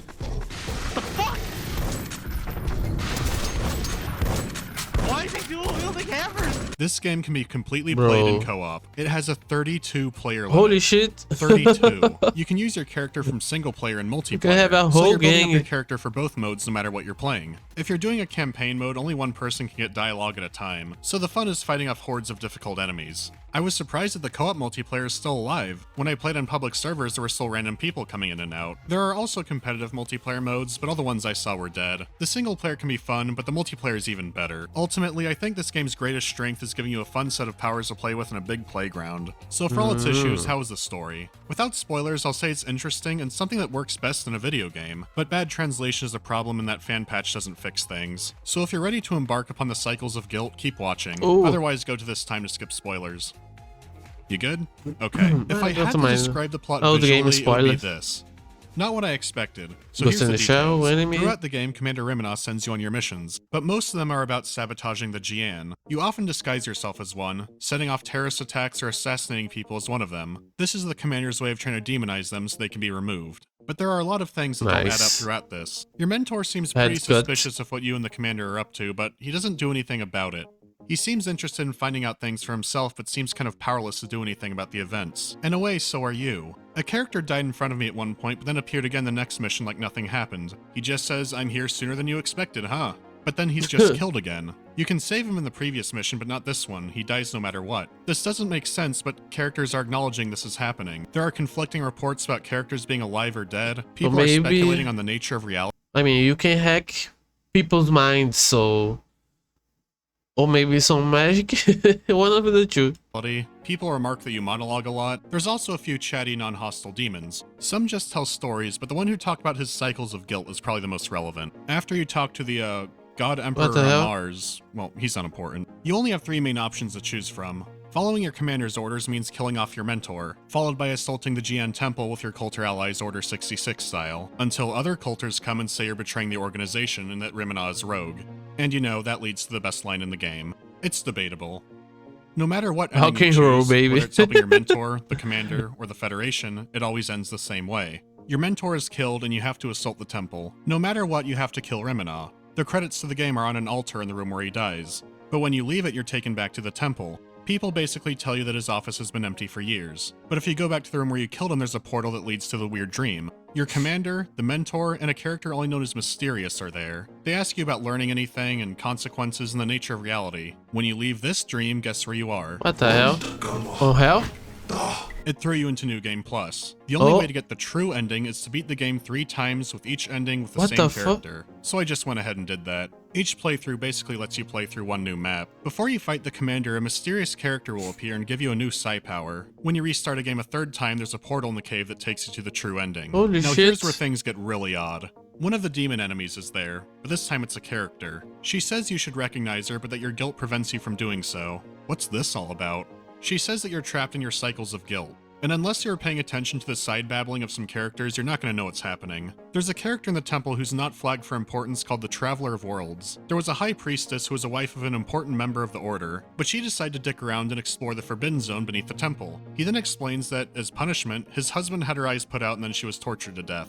It sounds like the recurring What the enemy. fuck? If you decide to find your mentor and talk to him between missions, he mentions talking to your wife. You never see her, and as far as I know, it's the only mention of her. The Traveler mentions that the husband was forever changed by this. So the game isn't literally what's happening. You, the mentor, and the commander are the same person. You're the one who's trapped in the cycles of guilt. A really basic high school philosophy lesson is the allegory of the cave. If you've never heard it, to summarize it, some people raised in a cave What think the shadows hell? on the wall are reality. Except unlike that story, you never leave the cave. You're always in the cave. This dude was right about everything. After I did some looking up on the concept, it turns out it's a Far Eastern thing. It's like reincarnation, but related to Buddhism and...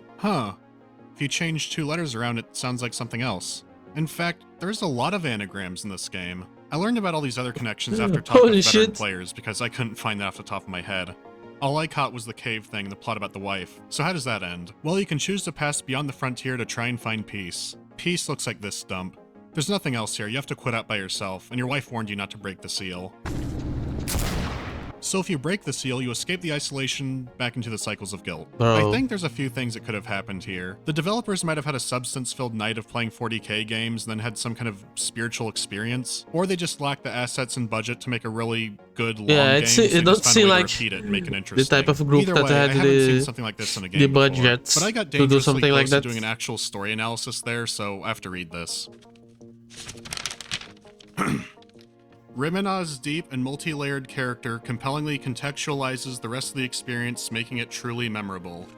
I feel so sick. In the end, Divine Cybermancy is the roughest gem there ever was, but it's still a gem. It's still not a game I could recommend to everyone. It Yeah, took me a it's few not- tries to get into it. If you're willing to pass a sheer cliff of a learning not a and game story to curve, everyone. you might have a good time with it. It's definitely worth it for the co-op alone. On But Steam, the it goes for co-op $10 seems full very price. fun. For someone like me, that was more than worth it. For the next video, I'm still looking at requests. I still need some time with Elite Dangerous. Excuse me, boy, but you violated the NAP. Maybe a really What the long hell? time. So until then, keep giving me ideas of what you want to see. Thanks for watching. Okay, this one is faster.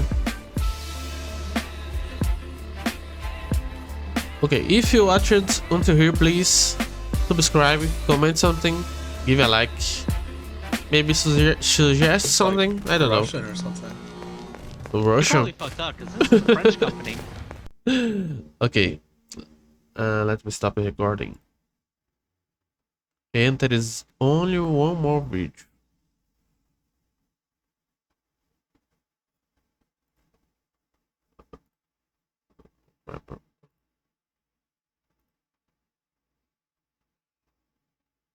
Let me name it.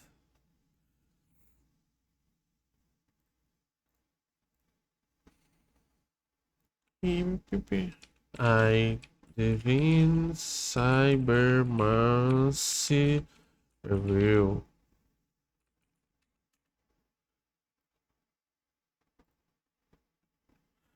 Okay, the last one. It's gonna take some time. Holy shit, 1 hour. 1 hour and a half. What the fuck?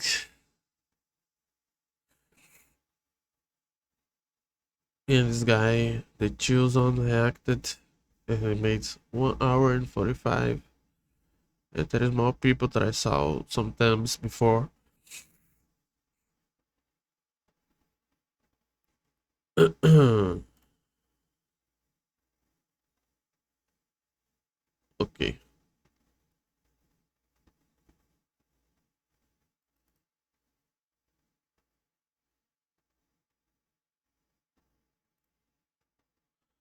So it's a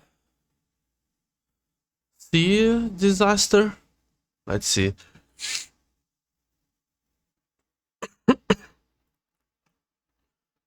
Let me start the recording. Hello, hello. Ever giving, ever taking away. I saw some comments and it seems like it's a sea disaster. So in 1 hour and a half. Let's go, let's go. Please give a like, comment something, and subscribe. Video was made possible by Saley and some very patient people over at Patreon. Okay, music fades in. My friend, let me weave you a tale of a windswept night beyond the old Egyptian sands, where the water plays coy with the shore. In Egypt? And the coy are sure to play in the water. Where the desert wolves make love to the moon. Next page. Exterior day. This is the Suez Canal. Suez Canal. Undeniably Egypt's most famous body of water. Oh. Nothing bad ever happens here. Oh, except for that one time. Here we go. Okay, so there's a ship, and it's called the Ever Given, and it's going up the Suez Canal really, really fast, probably. And you think Ever the Given? Port Authority would call up, and they'd be like, Captain, you are going way too fast. But the captain, he's wicked sit cool, so he's like, They're just jealous of my passion for going fast What the through fuck? critical trade infrastructure. Increase speed.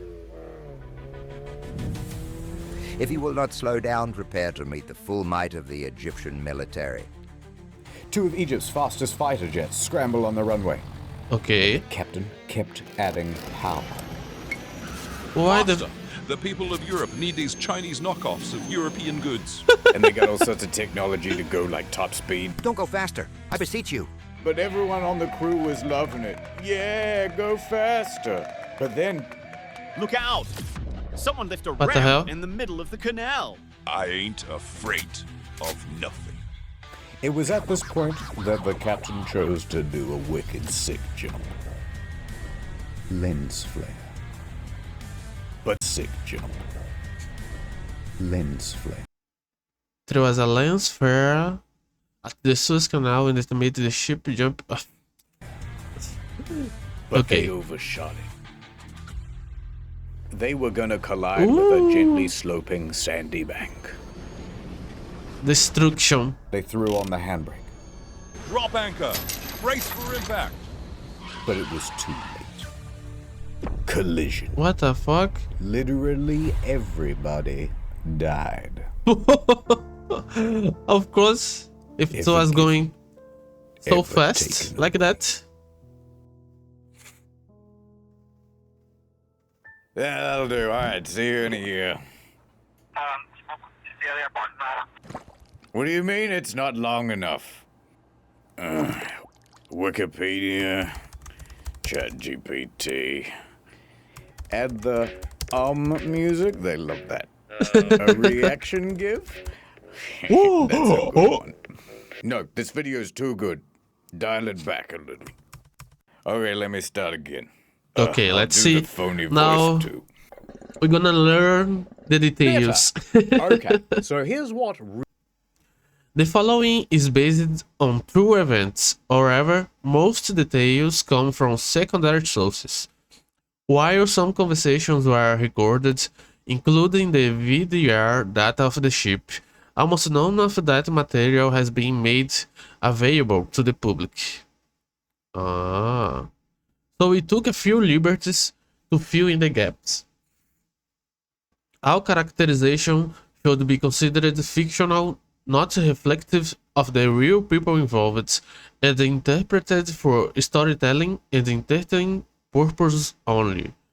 Also, we play pretty fast and loose with certain details and the order of events. Be cool and please don't bother any of the people involved in the Suez incident. We're just here to have a good time. Okay. So he's gonna tell the story. It's a true story, but he's gonna try to tell it in a way that is entertaining, I guess. Let's go. Really happened. Act 1.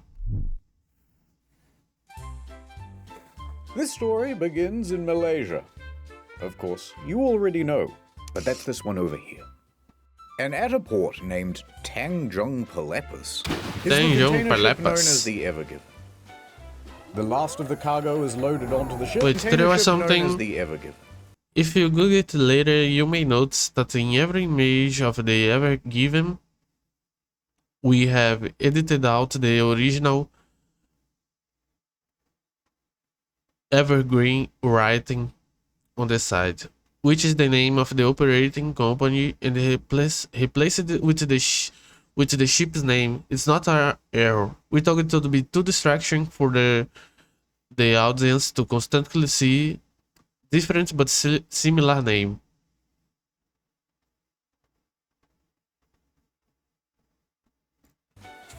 The last of the cargo is loaded onto the ship, and the captain of the ship, Krishnan Captain. Kanthaval, is there with his crew. The crew comprises about 20 Indian dudes who do everything from navigation to engineering and maintenance. There are photos, but it felt unnecessary to show them here. Okay, understandable. Container ship known as the Evergiven. The last of the cargo is loaded onto the ship, and the captain of the ship, Krishnan Kanthaval, is there with his crew of 20. Hello! At this point, Kanthaval probably said something like, "All right, the boat's tummy is all full of cargo. We're almost ready to get going." So Evergreen, the operating company of the ship, would have called ahead and booked passage for the ship. Yes, one adult ship ticket, please. Large. How many containers? Hold on. 1, 2, 3, 4, 5, 6, 7, 8, 9, 10, 11, 12. Now this guy at the operating company is on the line to the Suez Canal Canal Authority. Authority. And they are in charge of all of the operations of the Suez Canal. All right, thank you for choosing Suez Waterways. You are scheduled for March 23rd. You are 922nd in queue. All right, we've got a Supermax container coming through on March 23rd. Pulling up the stats now. The Ever Given, one of the largest container ships in the world. Over 400 meters long, 60 meters wide. Holy shit. Only 10% smaller than the world's largest aircraft carrier. Able to carry over 20,000 of these shipping containers. Nice. Here's a guy in a sandwich for scale. All right, navigator, helmsman, A guy in the sandwich. Let's get going. We wouldn't want to hold up the other ships. With a teary goodbye, the Ever Given sets sail from Malaysia and makes course for the Netherlands. Let's go to the map. Malaysia, and you already know, but the Netherlands is over here. The route's so simple, you just go from here over to... Oh. We're blocked by Africa, sir. Should we just head back? Don't worry, I know a shortcut. Head into that inlet. It's called the Red Sea. Captain, it's blue. I know. In a bit over a week, the Ever Given cruises all the way to the Red Sea. And on the way, someone on the crew points out Djibouti. And says it aloud. Djibouti, because it's fun to say. It's a great time to be a cargo ship captain, I can tell you that much. Captain, we've got another problem on the sat-nav. There's more land in the way. How are we supposed to get through an obstacle like this? Should I just head back? Now, if this was 1868, Canterville would be in big trouble. But luckily, in 1869, someone happened to dig a big channel. Oh? Right from one side of this isthmus to the other. Nice. And filled it with water, they did. Which meant that ships no longer needed to circumnavigate Africa. Now the ships can pass. It's nothing personal. It's a geographic thing. Late that evening, the Ever Given arrives at the Gulf of Suez. Here on the map. It's a big open area for ships to park. Nice. And there are ships everywhere, sitting idle, waiting for their turn to pass through the canal. Now the helmsman is kind of driving around the area, looking for a place to park and drop anchor. But then, oh, they start off with the problems. Hey, what's that mysterious-looking ship over there? It looks abandoned. M.V. Ahmad. M.V. Ahmad. Do not speak its name, helmsman. Why not? Look, there's a spot. That's a handicap. They park the ship, drop anchor, and radio in to the Suez Canal Authority. Thank you for joining the queue. Typical wait time is a few hours, up to 1 business day. Why do we have to wait? Why can't we just go straight through? Because we've got rules here at the canal. A big book of them.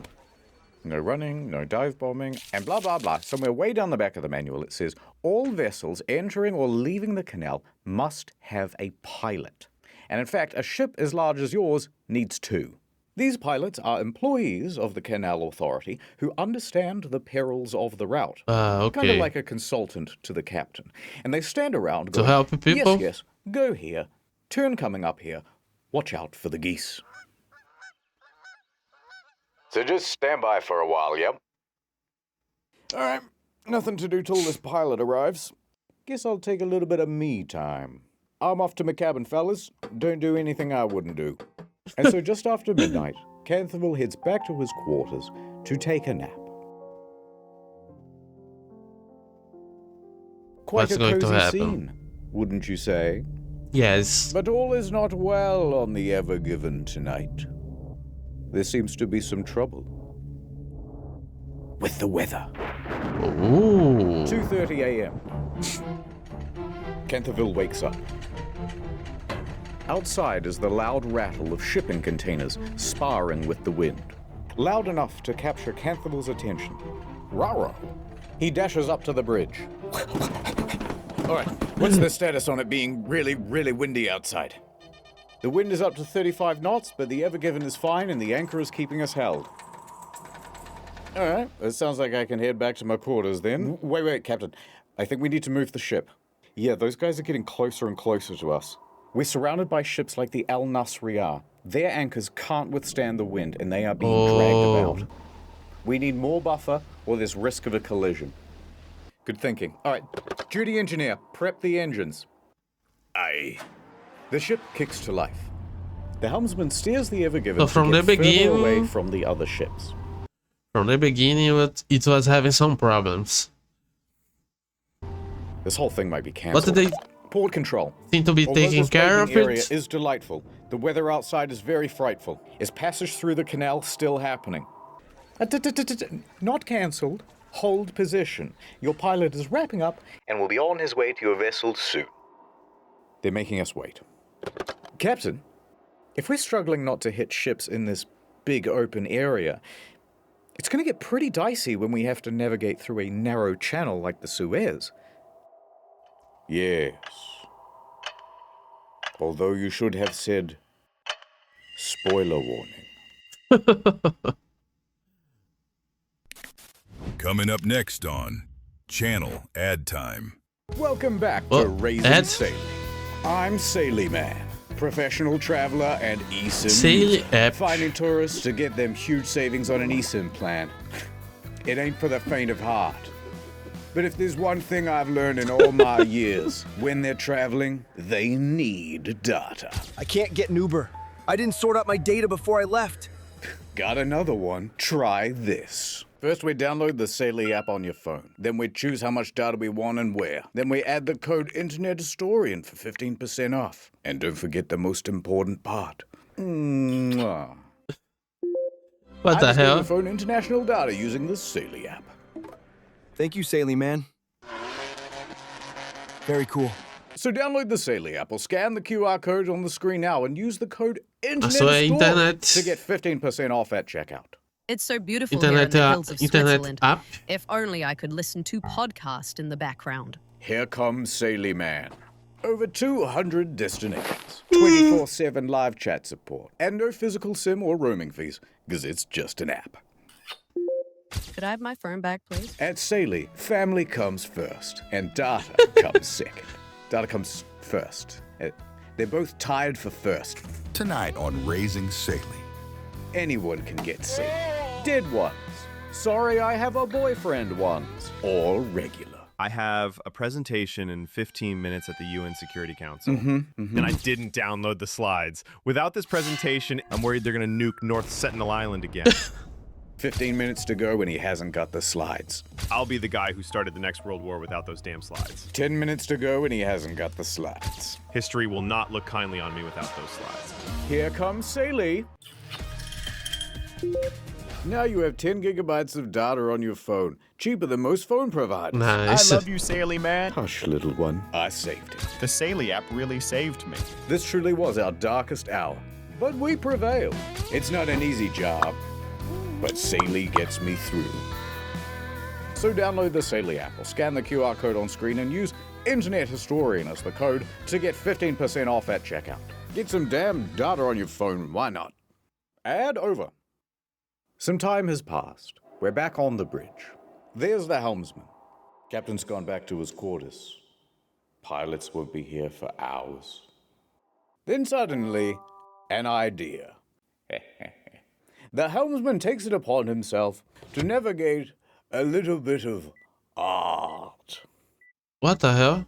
Tee-hee-hee, says the helmsman. As long as no one checks the nav data, this won't come back to bite me at all. Oh, shit. A couple of hours pass. The wind dies down just a little. No ships crashed into the Ever Given, but a small one did pull up beside it. 5 a.m. Captain, pilots are here. Welcome Okay, the aboard. pilots. Oh, hey, Captain. Yes, we're running late. Where's the helm? We don't know what the pilots' names are, so we're just going to go with blue and red. Okay, I think we should move ahead at about 14 kilometers. That's right. Ahead, 14 kilometers per hour.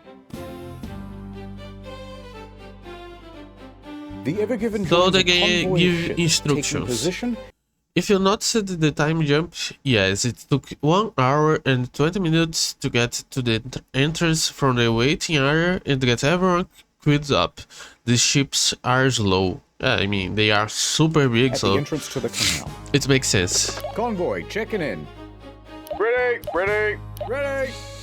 All right, everybody. We want to be alert. Stay focused. Yeah, Captain. I'll follow the other ships. I'll try not to get lost. Hold on, helmsman. And the audience. This is a much more perilous journey than you might know. What? A big straight line? It is 193 kilometers of narrow waterway. Yeah, it's and very got narrow. some stamina So because it takes 12 hours Ooh. to traverse. That's a full day. and trip. you have to pilote Some parts are every only time, 24 meters I deep. guess. Oh, that's very shallow. Yes, and only 200 meters wide in some parts. That's very narrow. I've seen McDonald's drive-thrus with more clearance. And you certainly wouldn't want to have an accident, would you? Because 12% of the entire world's sea freight passes through here. What the If you blocked it, the consequences would be humongous. No pressure, though. Oh, I see. Oh, don't mind him. He gives that speech to everybody. Ahead, 14 kilometers per hour. Yes, pilot. 14 kilometers. Steady on. Ahead, 14 kilometers per hour. Yes, pilot. 14 kilometers. Steady on. So into the canal, the ever-given wind. As they cruise, the winds swirl back onto the sea. No longer buffered by miles of open water, the sand and dust can blow about with abandon. Low visibility. Strong winds jostle the ship. Grit pelts the bow. The Ever-Given steams ahead at about the pace of a fast jog. And there's no real build-up here, to be honest. Things go awry almost immediately. How are you coping with the wind? It's manageable. All right, well, the wind is definitely... And there's no real build-up here, to be honest. Things go awry almost immediately. Okay. From the How are you coping beginning, with the wind? It's manageable. how are the All right, well, problems? the wind is definitely pushing us to the left-hand side. Yes, just try to keep it as centered as you can. Adjusting. These winds are quite something. Do you think we should have insisted they postpone? The pilots don't seem worried, and they know this water better than anyone. The angle of the wind is particularly nasty, catching the enormous surface area of the ship and constantly nudging it off course. Ooh. Helmsman, you're still too far to the left. You got to get back to the center. Yeah, I'm trying. Adjusting. The helmsman keeps changing the trajectory of the ship, but he cannot seem to stay in the center. Come on, helmsman, we're still not centered. I know, it's the wind. No matter what they do, they can't seem to get away from the left bank. What the hell? The wind foils their every countermaneuver. This is not as manageable as I thought it would be. Is it going to be like this the whole way? Don't worry, this is really common. It won't be the whole trip. No, the problem is we're going too slow. Red pilot takes the initiative. Oh, if we speed up, so we can push through here's the where wind. it starts. Accelerate to 22 kilometers an hour. And what about the other? Somewhat reluctantly. What about the other ships? Can't you risk? Don't you risk hit them? The helmsman obliges. 22 kilometers per hour. Engines engage and the ship speeds up. Captain, going this fast in heavy winds is needlessly reckless. There are protocols for this sort of thing. All right, Gene, it's a bit windy. Relax, this must happen all the time. The red pilot was right. The increased speed helps them to fight through the wind and get away from the left-hand bank.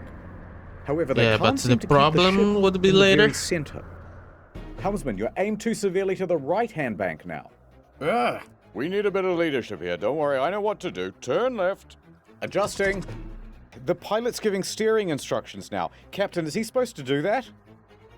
Captain, the pilot is not here to give steering orders. You should say something. The ship is now consistently snaking left and right and The left capital- and right. Turn to the right.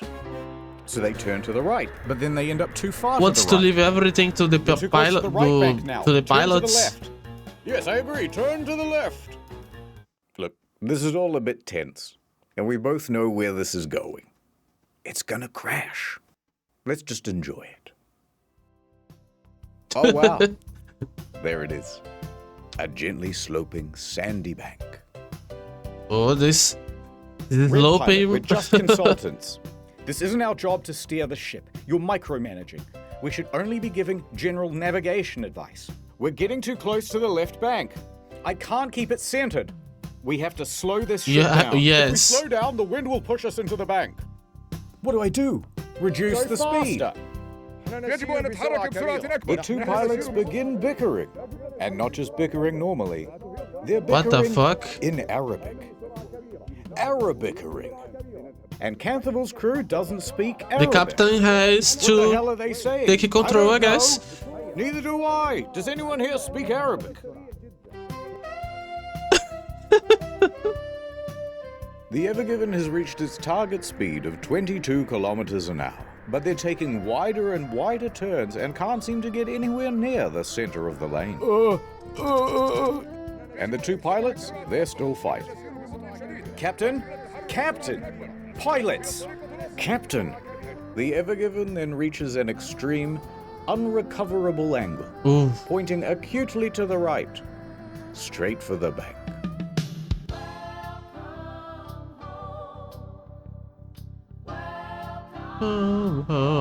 We need to turn left. Now. Hard left. Hard to the left. Hard to the left. The rudder turns. But the ship doesn't turn with it. Instead, it slides. Didn't I tell you to turn left? Why aren't we turning? I am turning to the left, Captain. The ship's not responding. I knew this would happen. It's your fault. The helmsman loses his ability to steer. The ship has gone out of control. What the hell? Captain. Canterville finally steps forward. Enough! Helmsman, center Finally. the rudder. Reduce speed. Rudder center. Reduce... But it's too late. Canterville did not intervene in time. Shit. According to a person familiar with the VDR audio, Captain Canterville reacted as anyone might in the same situation. Shit, he screamed. 6 days in Suez, the inside story of the ship that broke global trade hit Shellel. Matthew Campbell K. Ohamha.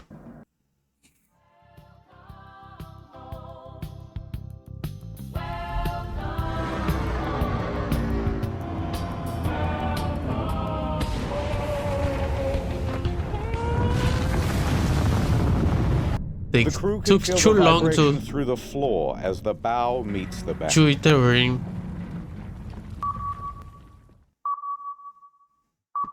Now they are in the middle. That bow raised 6 meters. With more ships slides into the coming, bank maybe. Like a hot pencil through pudding. Meanwhile, the rear of the ship is pulled into the opposite bank. Oh. So they bridge blocked shakes and the crew the lurches passage. forward as 300,000 tons of momentum is reduced to 0 in the span of a couple of seconds.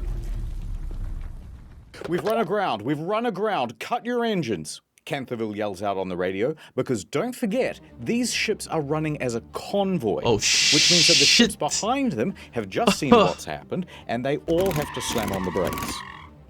A couple of ships back, the Asia Ruby 3 suffers an engine malfunction, and it cannot stop as quickly as it intends to, and nearly plows into the back Everything going of wrong. the Maersk Denver.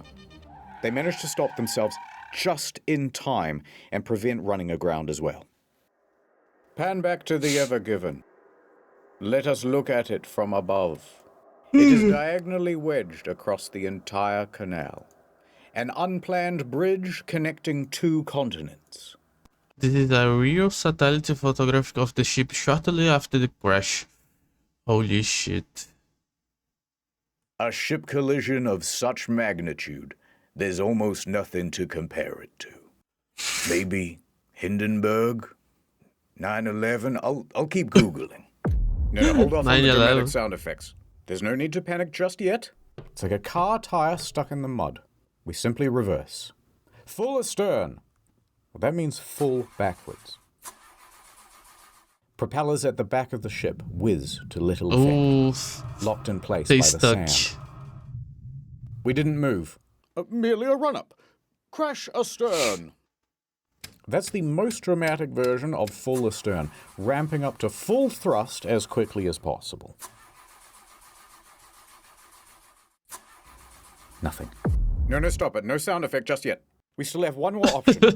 Start up the bow thrusters. They're the jets at the front of the ship that give a little bit of extra oomph. Crash astern, full thrusters.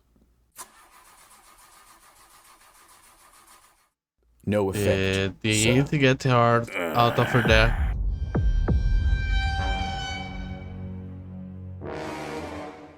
Now, we don't have the transcript from here, so we'll just presume that at the time, Canterville said something very quirky and millennial, like, so that just happened.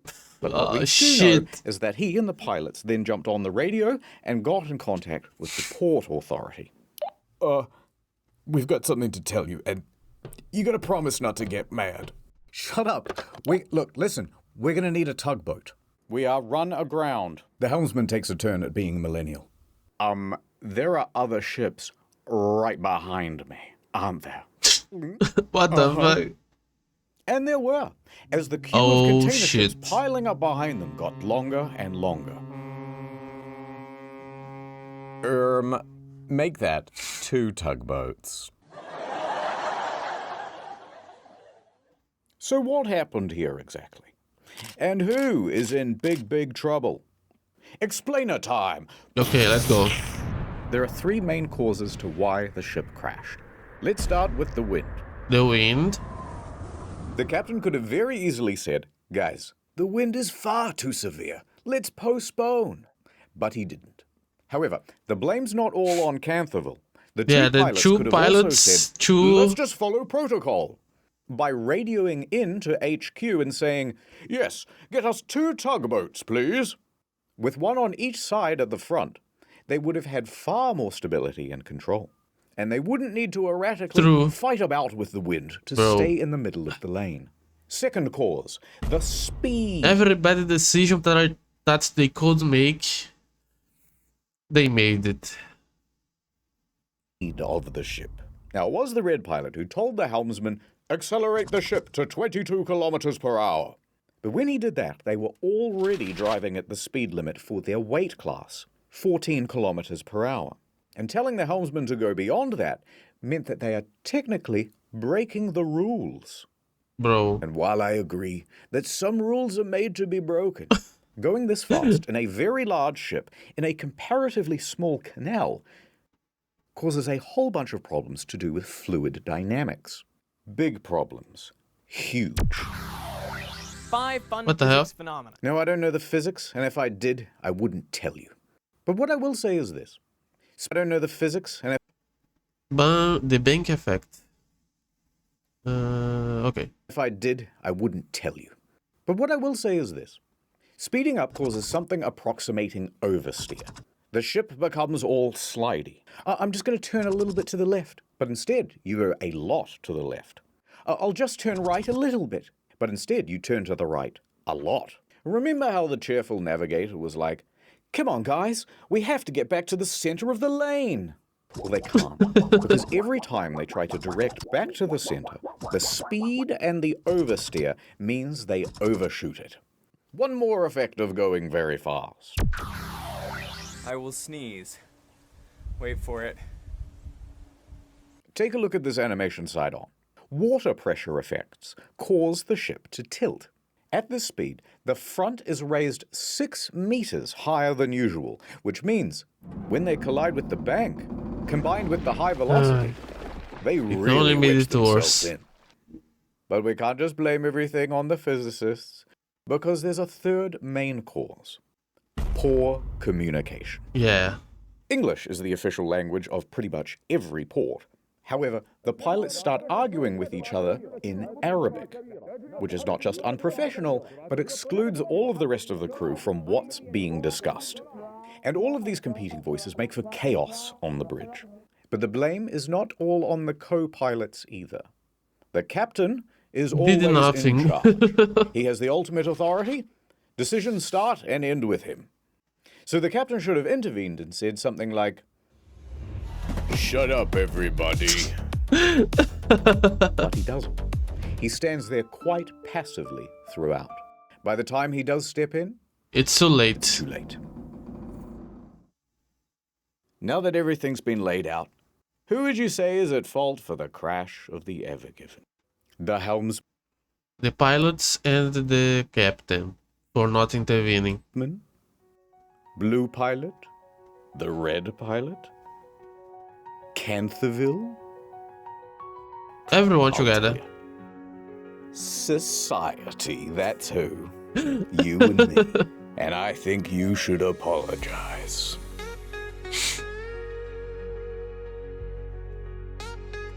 Act 2.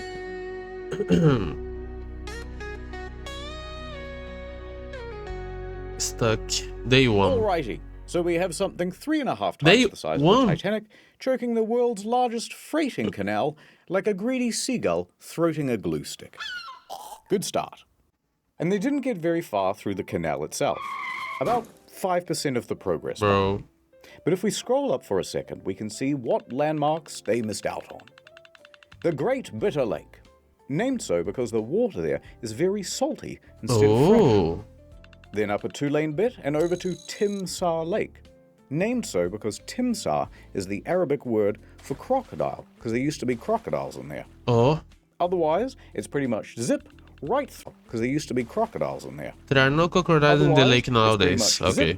Right through, During what? Used to be During prehistoric times, it may have been the natural endpoint of the Red Sea.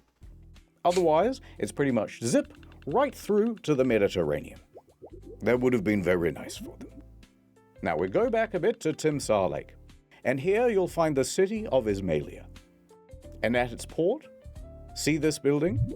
This is the Suez Canal Authority.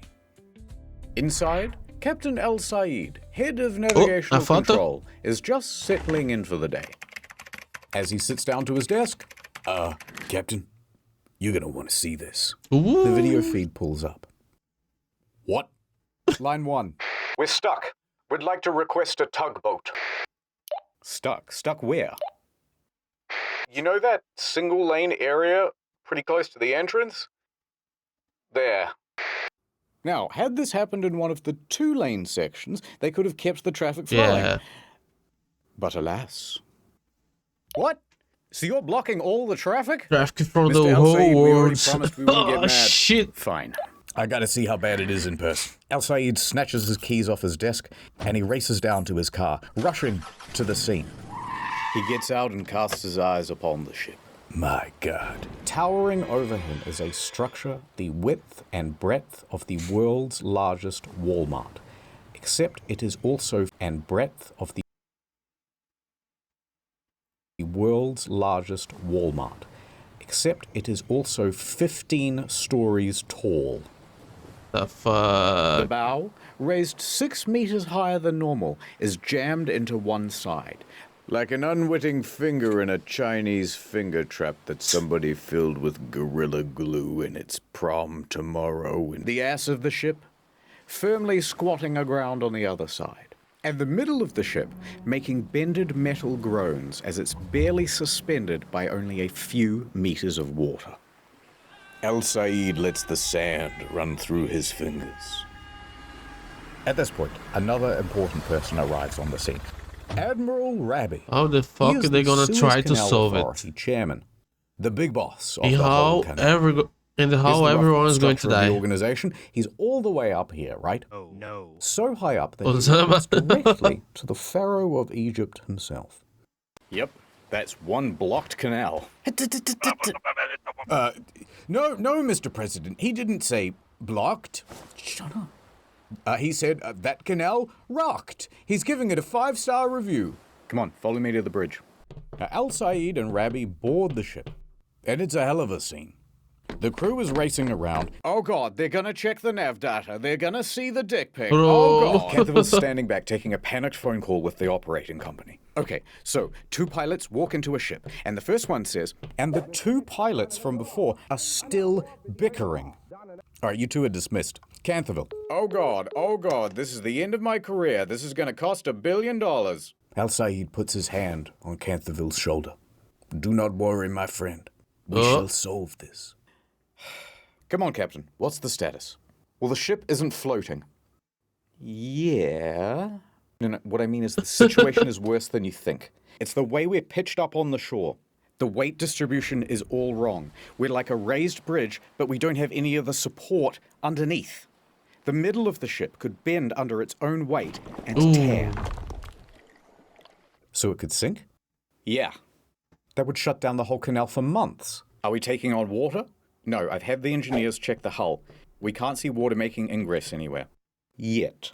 The best way to get free and the best way to prevent the ship from potentially sinking is to lighten the load. We need to get rid of at least, I don't know, like 20,000 tons. How quickly do you think your crew can offload containers? No. Look how high those boxes are stacked. To offload these containers is going to require specialist equipment. The kind you'd only find at a dedicated port. We're not going to be able to offload these containers out here in the middle of nowhere. All right, well, it's the easiest, most brute force solution you can think of. The ballast tanks. Yeah? Go on. We've got nearly 10,000 tons of ballast water on board. We can dump that right now and relieve some pressure. Excellent. We can dump that. Ballast water is held in reserve tanks on ship to add weight, stability, and control balance. Okay. Right now and relieve some pressure. Excellent idea. I'll get started. No, you can't do that. Well, why not? Allow me to explain. You see, when a ship fills its ballast tanks, it's filling with more than just water. It's a big, dilute, salty soup of algae, plant material, and even sometimes small fish. Pick that up in Malaysia, and then just dump that at the next port, you're introducing these stowaway pest species into the environment. Some examples of these invasive species include... What the hell? The Northern Pacific Sea Star. The European green crab. That son of a bitch. And cholera. So you have to treat the water before you discharge it, usually through heat or chemicals. And the key there is that it also requires time and access to one of these treatment machines. And we're not at a port. It's going to take much longer than usual. But let me get onto the line with the guys at Ismailia. We probably have a portable water.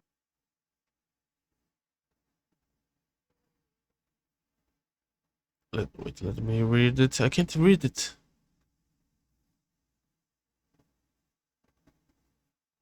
I can't see the letters. A treatment machine somewhere.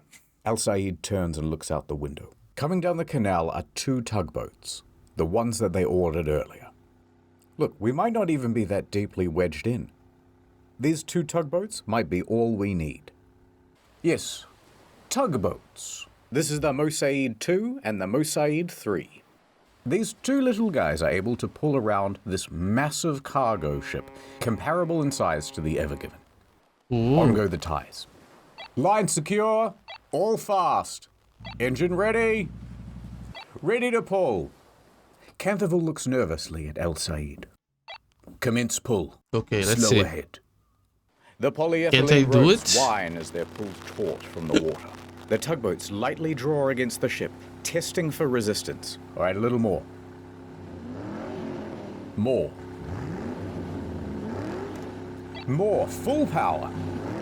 Nothing. Not an inch of difference. All right, stop engines. Be on standby. This isn't going to work. With just 2 tugboats, we do not have the pull for a ship this massive. This Can't they bring more, maybe? It's also Or low there is tide. not enough That's space. Not helping. Wind's high tide. Early afternoon, in a couple of hours. All right, that buys us some time. How soon do you think you can get a dredger out here? Let me find out for you. Please hold. The dredgers can remove the sand below the waterline that's all built up around the ship. Hi again. They say it'll take a day, maybe 2. Ooh. All right, tell them to hurry. A day or 2? I'd better update my boss. Let him know it's not gonna be a quick fix. I should call my wife as well. All right, don't go too far. I need you for something in a minute. Hey, what about excavators? Oh yeah, how many we got? Right now? No, for my birthday. Yeah, now. 1. Adibula. 1 guy. There's only one excavator on standby for the whole canal. What? That seems just post-COVID, everyone's been excavating oversight. from home. Patch me through. There really was just one guy, by the way. It's local contractor Abdullah. So he picks up the phone. Mushy mushy. There's been a big accident Mushy at the mushy. canal, Abdullah.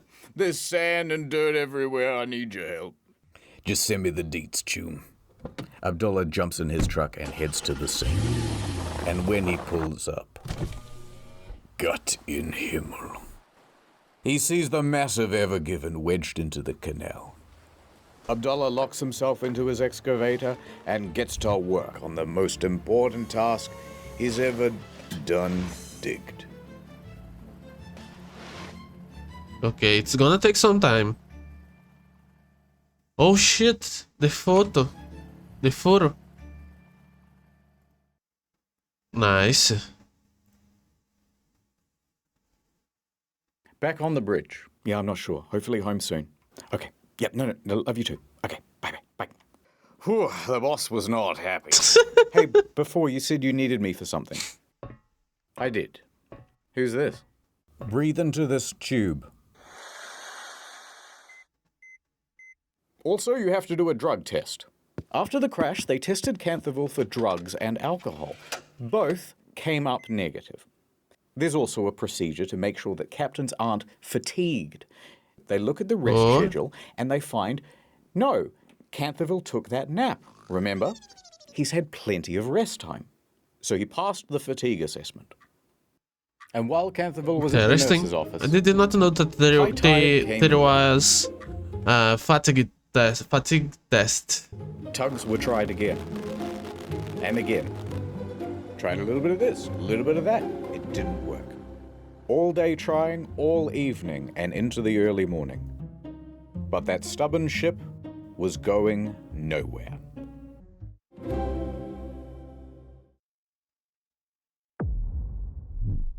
It's still stuck. Oh shit.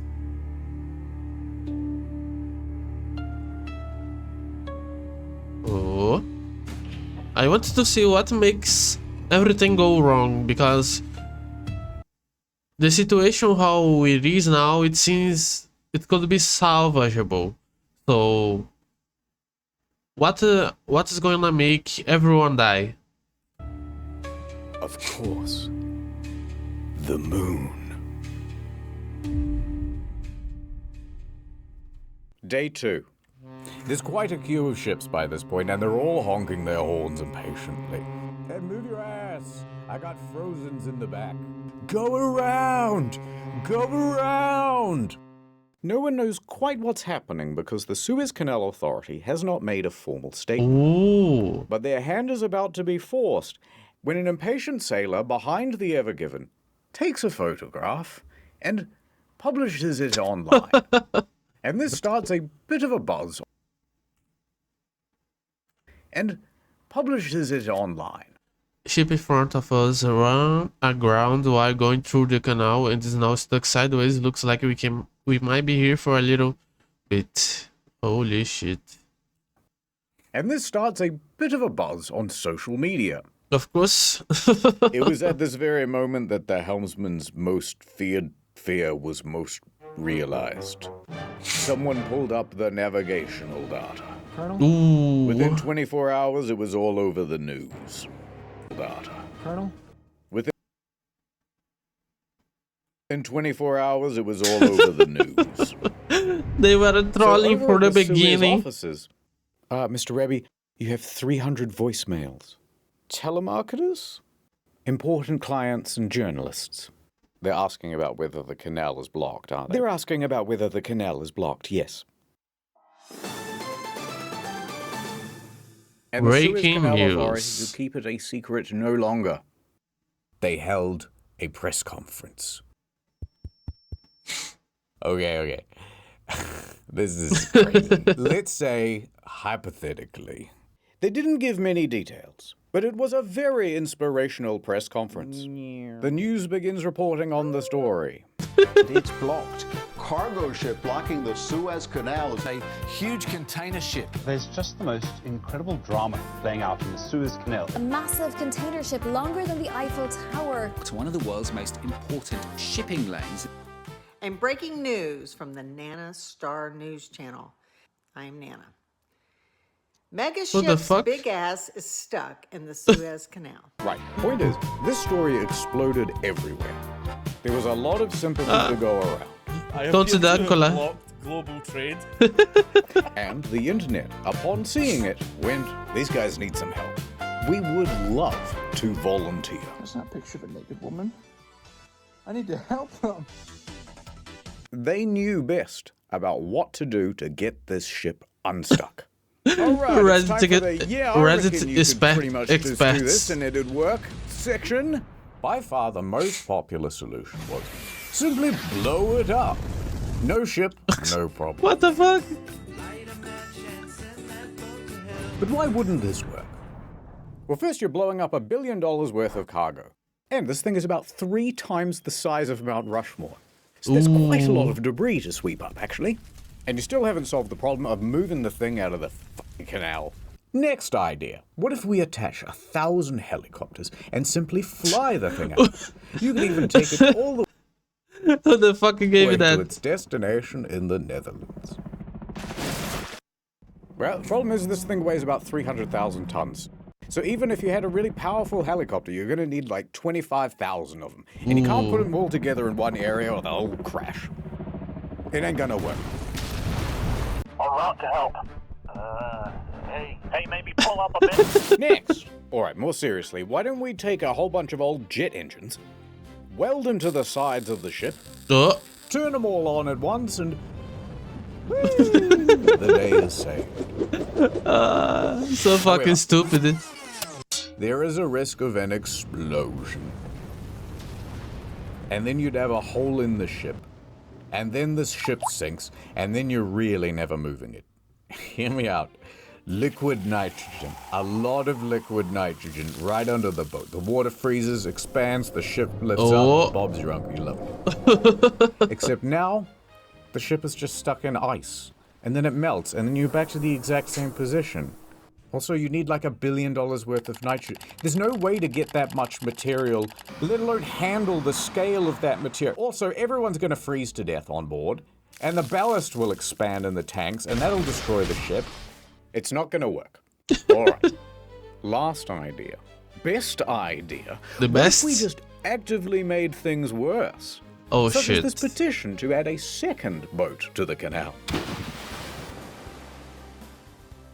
Jokes aside, one humble comment did stand out from the crowd. Get a few people on this side, a few people on that side, push it, and I really think it would go. Well, maybe. Because that's exactly what the recovery team intended to do. Ahoy! Ah, good to see you back from the nurse. I told them I didn't do any drugs, but they wouldn't take my word for it. I would have believed you. Hey, just give me the walkie-talkie. All right, full ahead with the excavators. 3 more excavators join Abdullah, and they are all busily digging out the front and rear of the ship. It's still going too slow. What else we got? More rescue stuff. So here comes Rabbi pulling up to the scene. Good news, fellas. And he's standing atop a very powerful bit of kit. A big, beautiful dredger. To be specific, a cutter suction dredge. Essentially, you've got a big rotating cutting tool that loosens up all the soil, while a big suction pipe sends it yonder. Nice. All right, do the dredgy. Full speed. What else we got? We got more tugboats incoming. More and more tugboats join the fray. A total of 8, arranged around the ship. Okay, now like maybe this. they can Notably, the Baraka 1 try to move and it. the Izzat Adel. These are 2 of the most powerful tugboats in the Middle East. And that includes the non-desert ones. Full ahead with those. They keep trying. A cacophony of engines playing the highest stakes game of tug-of-war ever attempted. Tens of millions of dollars being lost every hour until it was won. And their opponent? Unbothered, moisturized, taking up the whole lane. Unbudgeable. All right, we're calling it for now. Okay. Oh, El Said, we've thrown Holy everything shit. we can at the ship. What and a it won't concede situation. an inch. It's hopeless, hopeless. The cynicism of youth. I've worked for many years on the Suez. There's magic in the water, Canterville. Magic. We will succeed. Your words are empty, El Said. Optimism has blinded you, El Said. We cannot defeat the canal. It is simply too powerful. If I were the guys at Case and Kaisha, I'd just forget about the Ever Given and buy a new ship. Well, we can't afford a new ship. The owners of the Ever Given, Shoei Kaisen Kaisha Shoei Limited, Kaisen Kaisha owns the ship, but it was actually the insurers of the ship who insisted the owners take the following action. Oh shit, what they gonna do? Worried. I need that ship back, and I can't just leave it to the Suez Canal Authority to do it. There's only one team daring and foolhardy enough to take on a job like this. Kaisen calls up an elite salvaging company from the Netherlands. Smit Salvage. Smit Salvage. I got your number from you know who. Smit is the industry's best. They have response centers all over the globe. Nice. 24/7, ready to respond to marine emergencies. And funnily enough, they're the same team that helped with the rescue of the Costa Concordia back in 2012. Suit up, boys. Okay. They put the ocean in Ocean's 11. The tide So these in ones Tide have Pod. experience. And sometimes they pee in the water. Why not? The fish do it. We're en route to the canal. ETA in the next 24 hours. In the next 24 hours.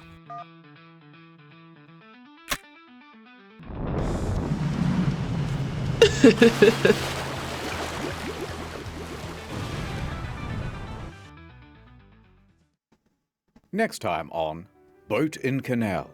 The prophecy. It's coming true. Kiss me, you fool.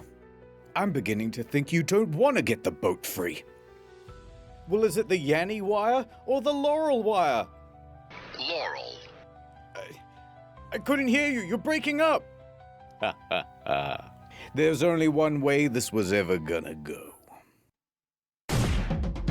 What the hell? It's now day 3. There's more digging, 3 more days. tugging, Holy but the shit. ship is still exactly where they left it. And the slow pace of progress is starting to cause problems for international trade. Each delayed ship represents thousands of tons of undelivered stock for store shelves. And that queue is getting longer and longer. Oh. On board, an estimated $9.6 The amount of billion money worth of goods is sitting idle. The milk! It will spoil! And the big question is, how long until this thing is fixed? To answer this burning question, the Suez Canal Authority And it holds was in another the press worst conference and place to declares, stop. Guys, another day, maybe 2, might even be this afternoon. But the media and industry experts disagree. The truth of the matter is that they're not making much ground. I mean, this is proving to be more difficult than originally expected. Could be closed Oh, for weeks. Could take weeks. Could be stuck for weeks. Weeks. That's how long it could take to free the container ship currently blocking the Suez Canal. So that means all of these ship operators here, waiting in the queue, have a very difficult choice to make.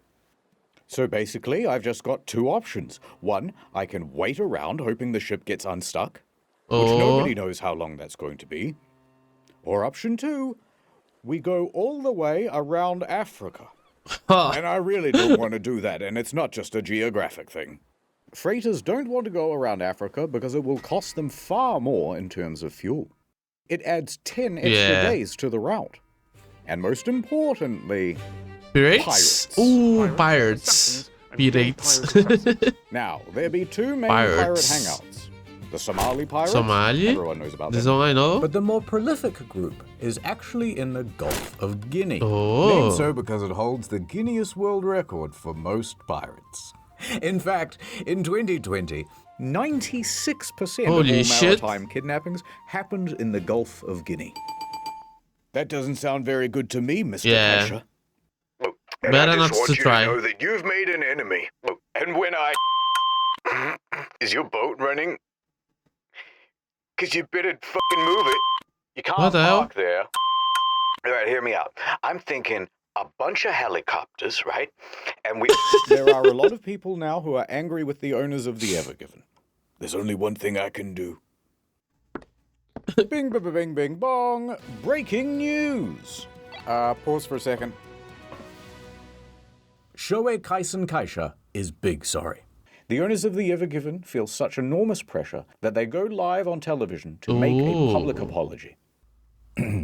We are determined to keep on working hard to resolve the situation as soon as possible. I mean, please do not. It wasn't even the mistake. It was the captain and the pilots. Be mad. What they going to do? In a few Maybe choose a better captain. But how would they know? Yes, we'll all have a big laugh about it. Yours sincerely, Mr. Kaisha. Oh God, that's the boss of my boss's boss. I'm in so much trouble. It's Can't do over. anything about it. All we can do is keep trying to free the ship. So they keep going. And going. Into the night.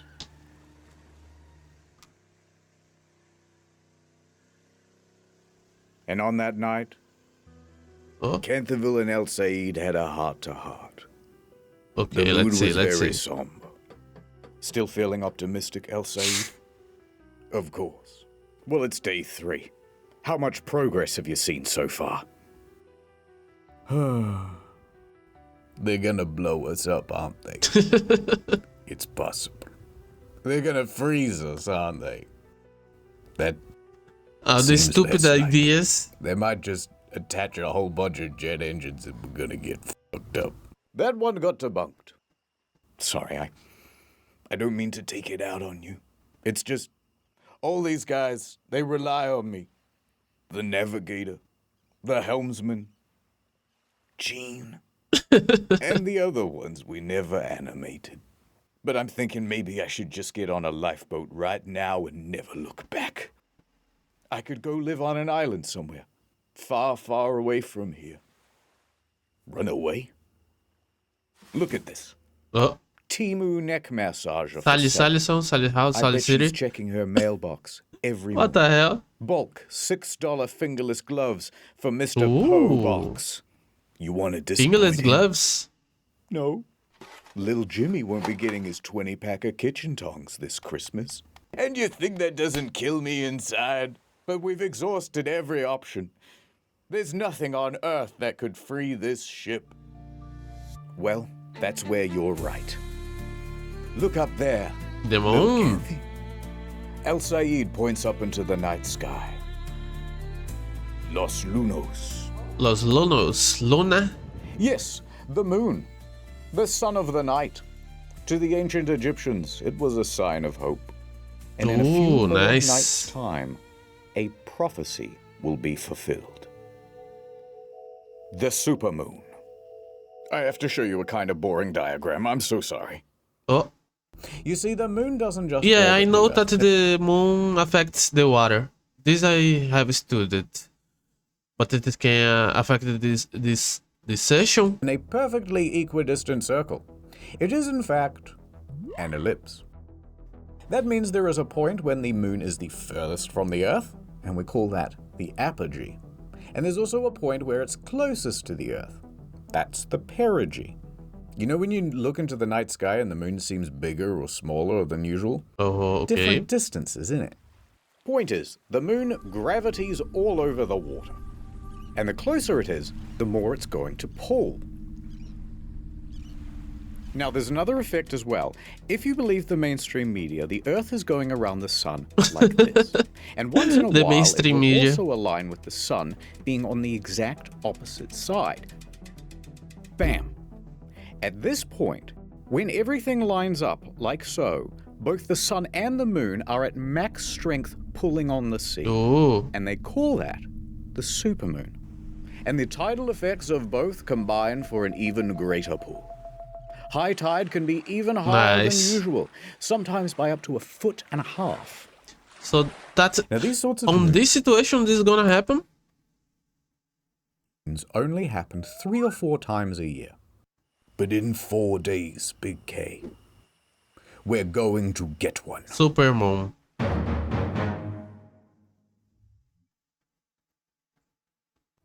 Previously on Boat in Canal. Don't let go! Ha ha ha, my plans have all fallen into place. President of Panama. I thought I knew what being a captain meant.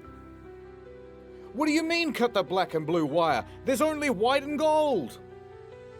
We've got one chance left. What the hell? The moon. This is just like that Costa Concordia video he did, but way less funny. Over at the And it's bigger. I still, it's another video that I did that I had not watched. It was on the list for me to watch. But online, there's a bit of a new development. A screenshot of a news article appears. Cargo ship crashes into Suez Canal. Captain involved in incident. But there's a twist. Uh-oh. Is that a woman? A woman? A woman Egypt's captain? first female sea captain. Nice. Marwa was being named in this headline as responsible for crashing the Ever Given. What the hell? And the screenshot of this news headline spread all across social media. For Marwa to have screwed up this badly is impressive. Especially considering she's never worked on the Ever Given and is currently hundreds of miles away in Alexandria. But someone online went, first female captain? It must be her. Suez blockage? Oh, shit. Must have did it. Marwa found out about the accusations through a friend and quickly hopped online. I gotta clear my name. Guys, it isn't me. But the online bad guys must have hacked her account, because everything she wrote just came out in squiggles. So Marwa tried to hack back. This code, it's nothing I've ever seen before. They're countering my hack. I'm gonna reroute the hosting. Not if I can help it. They ran through the firewall. Use IP4. It's better. Now, while we can all agree that a lady captain is very gross and icky, and while we all agree that she should be doing a lady job, like adding rosemary oil to the ballast water, or knitting hand warmers for the steering wheel. It was not fair that she was being falsely accused. And the situation was escalating as the online bad guys started making fake accounts pretending to be her. What was Marwa, etc. to do against such a coordinated campaign? Well, luckily, a surprise hero to the story. The mainstream media showed up with everything. Don't worry. Bringing her onto the telly and clearing everything up. Marwa even found some positive in the situation. I was really upset at the beginning, but later on I found like the support from all people around me. Nice. And that made me feel like more grateful for what happened. A lot of the social media posts got taken down. Disinformation. It all turned out okay. At least, for her. Back to the Ever Given. The Ever Given has been grounded for 4 long Egyptian days. So tug, tug, tug. Dig, dig, dig. Pull, pull, pull. Fuel is getting low. Everyone is overdue for a break. All right, guys. Grab a Red Bull and a little snacky. We'll pick up again soon. But as the engines wind down, the crew can hear something approaching. Who the hell is that? It's Smith Selvage. They got here? The Smith team boldly actions onto the scene, looking at the ship very inspectively. They report their findings to the rescue team. He's stuck. All right. I ain't no boat expert, but if you want a chance of moving this ship, you're going to need to make it a lot lighter, by tens of thousands of tons at least. Is it going to bend and tear? And sink? No, it doesn't look like it's going to do that. But it also doesn't look like it's going anywhere with all of this weight on the back. Okay, we trust you. What's your plan to make the ship lighter? I know a guy. He's got a crane. I'll get it down here. We'll offload all the containers. It'll be brilliant. You're gonna love it. Bomberg is in the socialist does a bit better job explaining this back and forth. Okay. The container thing again? Yeah, how long is that gonna take? Well, to get them down here and to get all the equipment assembled, we're gonna need at least a few weeks. Weeks? Yeah, and to get all the containers off the ship, that might take several months. Months? No, Mr. President, he didn't say months. He said, monks. Those Shaolin guys, they're very strong. Everything's going according to plan. Oh, shit. A furious rabbi marches in. Do you have any idea how much these last few days have cost Egypt already? We've had to sell parts of the Sphinx. Look, the nose is gone. It's looking all messed up.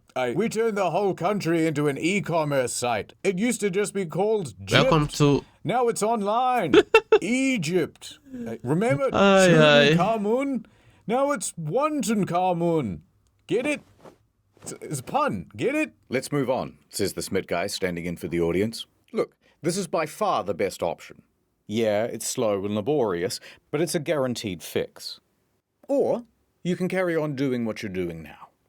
You're on what, day 4? How's progress so far? Al-Said wouldn't hear it. We will continue with the dredging and the tugging. The supermoon will be here soon, and that will save us. You are foolish, Al-Said. The legend of the supermoon is just a legend. All right, we're on the same team here. If you insist on keeping the cargo aboard... Smith seemed to have insisted that the offloading cargo was the better plan. The SCA disagreed and they wanted to prioritize tugging during the supermoon. Smith started making moves to get machinery to the scene for Plan B in case it didn't work, but they were on board with Plan A supermoon idea as well. Okay. More than just tugging, we've got resources to help. Smith calls in 2 additional tugboats. And not just big ones, pretty much the biggest ones you can get. Ooh. So Smith and the recovery team have figured out a sort of Plan A and Plan B. Plan A is to pull the Ever Given free by the supermoon, which is only 2 days away. Now, if that doesn't work, they'll have to go to Plan B, which is to offload by crane most of these containers, and that will take months.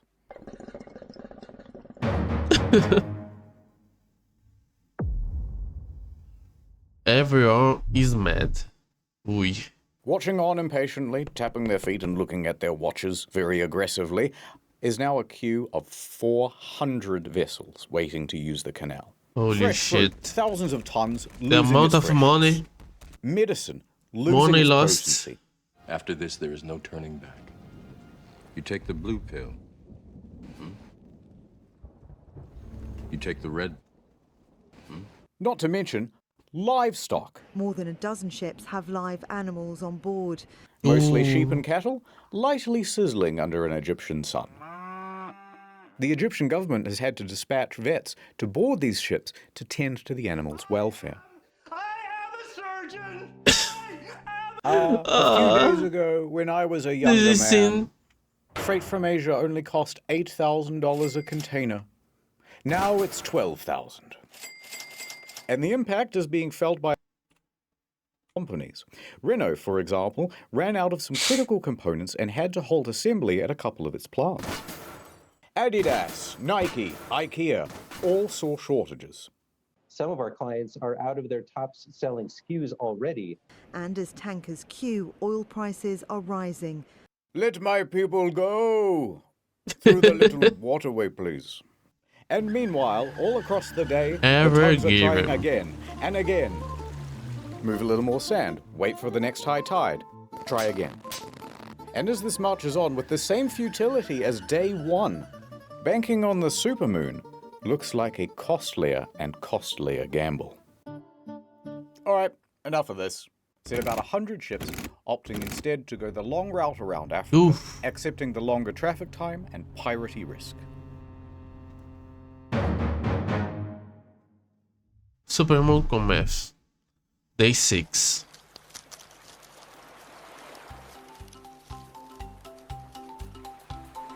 Is it gonna work? The supermoon. It's tonight. There's a renewed energy as people scuttle around the area, doing everything they can to prep the ship for the big event. The excavator crew, over the course of the week, has expanded to a team of 11. Holy shit. Working double, sometimes triple shifts with only 3 hours a day for sleep. Together with the 2 dredgers, they have moved 30,000 cubic meters of sand and soil. Holy For comparison, shit. this is 1 cubic meter. And this is 30,000 cubic meters. And here is what it looks like next to the Ever Given. That's a lot of sand. Subway sandwich for scale. And it's borne some results. Overnight, they managed to free the rudder from the left bank. Nice. That's a big deal, because this rudder was acting as a bit of an anchor in the sand. Now free, the stern bobs around with the motion of the water. Great stuff. Meanwhile, the crew is doing everything it can to lighten the weight of the ship. That includes making a second plea for the ballast water to be ejected. Oh please, the Smith guy's already tinkled in there. We just can't do it. It would destroy the ecosystem of Egypt. Please, please, please, please, please, please, please, please. We had a difficult time with this detail of the story. We aren't sure at which point the ballast water was treated, or even if it was treated at all. But we imagine the situation was needs must. Timing was so expensive during this period, it may have been better just to release the water as fast as possible and clean up the environment later. All right. Biodiversity. Let 1,000 algae bloom. Nice work. That'll make the ship 9,000 tons lighter, Kenthy. The water's so bright, I can barely see it coming out of the ship. Here, take these. No. I don't deserve them. Sunglasses are for people who redeem themselves. That's not me. Hold on to them, just in case. Into the evening, the pace keeps up. We see Abdullah excavating away. But really, he's thinking about the moon. Oh. Rabbi, he's busy taking video calls. But he finds himself distracted with the thoughts of supermoon. the moon. Even Mr. Kaisha. Is there anything in this world that doesn't remind me of her? Sailor Moon. More breaking news from the Suez Canal problem. Evergiver is stuck in the Suez Canal still. It's been almost a week. A tugboat should be able to move Evergiver's big ass. This is Nana What the Star, hell? Nana Star's news channel.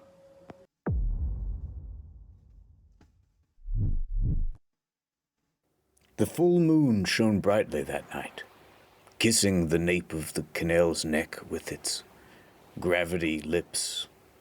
Full tongue. The canal liked it. This fish again.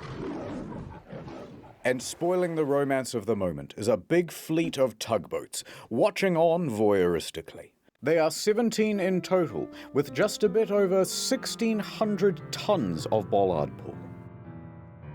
Holy And shit. here's how they're arranged around the Ever Given. Of the 4 most powerful tugs, 2 go at the front and 2 go at the back. They'll be pulling. Another 6 tugs are put on the flanks. 2 over here, 4 over here. They'll be pushing. The remaining tugs are fueled and ready on the sidelines, waiting for their chance to sub in. Positioned like this, when the word is given, all these ships are going to try and turn the Ever Given anti-clockwise. I thought it was far more likely that the back would come through first.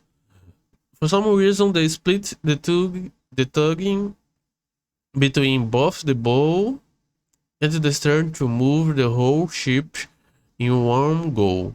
We presume they did this to prevent a sort of lever effect, where you're wedging one side deeper as you free the...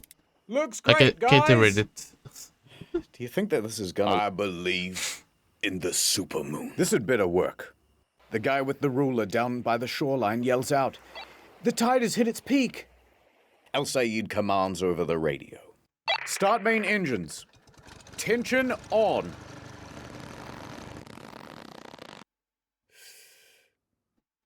Full ahead. The tugs start moving. They carve through the water with ease. The immense power from the tugs meet the resistance of the Ever Given.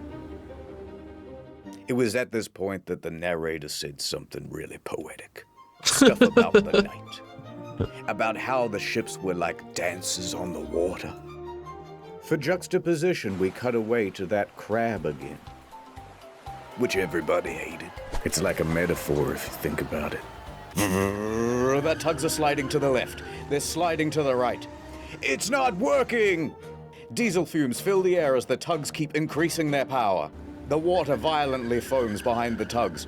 Everyone is staring at the back of that ship. Come on. Move. This goes on for minutes. Holy shit. More minutes. Even more minutes. An hour. 2. 4 hours. By 4:30 a.m., the moon's power is starting to wane, and there is very not gonna little work. progress. Don't give up. The tide only goes down so that we can rise once again. Your moon gambit has cost Egypt dearly, El Said. Guards, prepare the sarcophagus with the beetles, like in the... What the hell is that? What the hell? Under the water, all of this tugging has loosened the sand, the soil, the rock. Could it be? The sound of metal tensing and flexing. The ship is beginning to move. It is coming free from the bank. The supermoon gives one last howl. It worked. They pulled the ship from the bank. At the back. Finally. Now, the bow is still wedged in there pretty good, but this is progress. We're halfway to freedom. Keep going. So they did, all morning.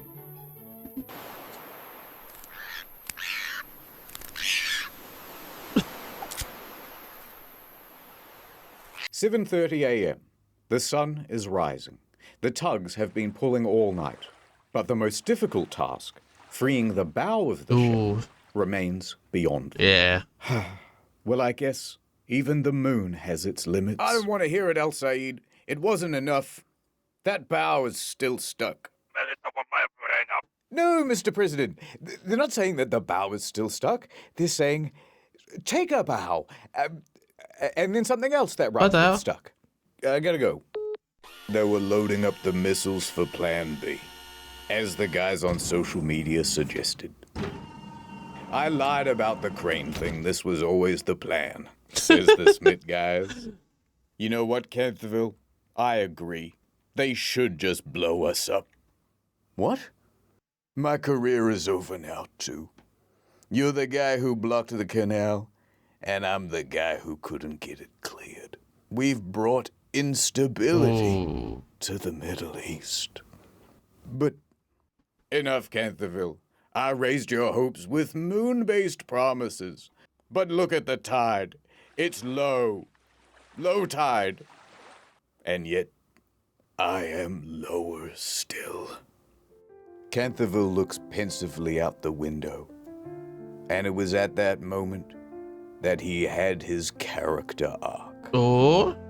He realized that he was the captain. And the captain is always in charge. Shut up, El From Said. his ship? We shall continue, regardless of the tide. Is that not the Egyptian way? Don't you remember the story, El Said? That every young Egyptian kid is told about the human pyramid. What the fuck are you talking about? Where there's one guy at the bottom who gives up and we all fall down. It ain't a triangle if you don't try. We need to be strong. Together, like a pyramid. Nice. It's what Giza would have wanted. You're right, damn it. Thank you, Canterville. That's the most inspirational speech I've ever heard in my life. I'll never lose my faith again. And even though you're kind of the worst captain I've ever seen, you're still the best friend. Oh. So stupid.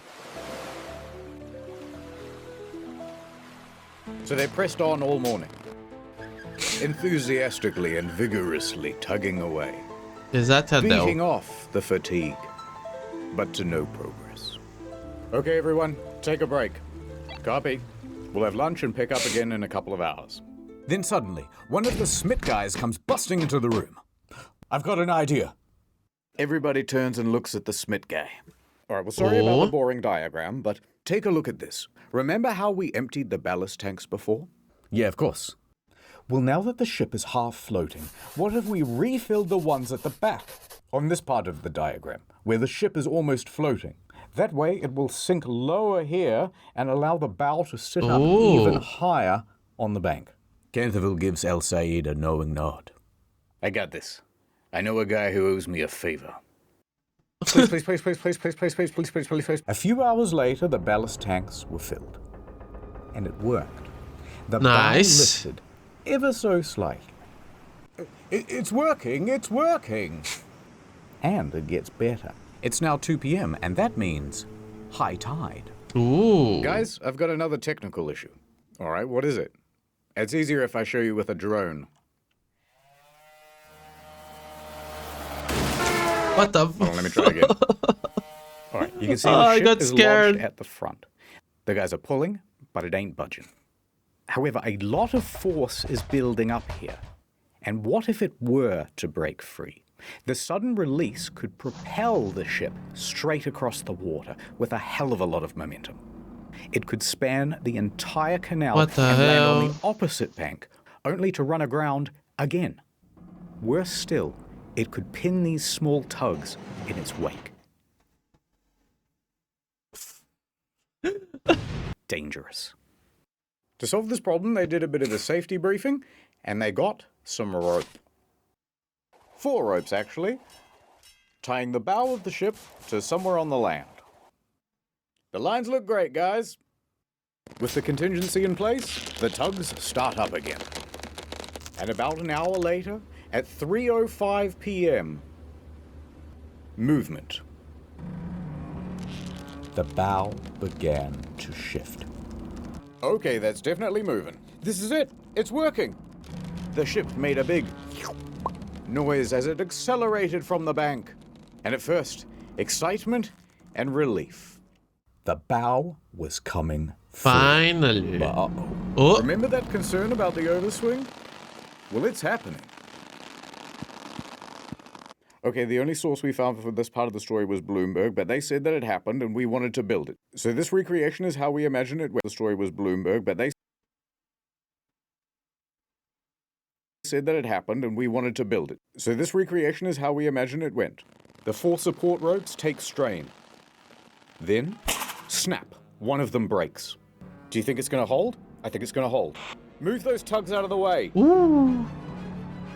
High tension situation. Snap, another rope breaks. Captain El Said. It's going to hold. Get your tug out of the way, but it's going to hold. Snap. A 3rd rope breaks. Get out of the way! Get out of the way! A just one? strand What the hell? is the only thing holding this ship from swinging all the way to the other bank and being stuck forever. Without even realizing, Canterville grabs El Said's hand and squeezes it tight. It's gonna hold. You're a madman, Canterville. Mad passionate about this canal, and I ain't afraid of nothing. He said very cold-backedly. The engines shut off. All that could be heard is the squeak of tightening rope and the scream of torsioning metal. Sacre bleu, said Abdullah. What the hell? But it is slowing down. It comes to a halt. The final rope held. Nice. They really did it. And the Ever Given rested easy in the middle of the Finally. canal. Al Said turns to Canterville. Power up the engines. Let's get your ship moving again. I'm on it, says Canterville. All of the tugboats start honking their horns in celebration. Cheers can be heard from the main bridge, the Mashawa. In fact, they filmed this celebratory video. You heard them right, Mr. President. We did it. We did it. It's free. I told you. All in a day's work. The president takes his finger off the nuke button. Pack it up, boys.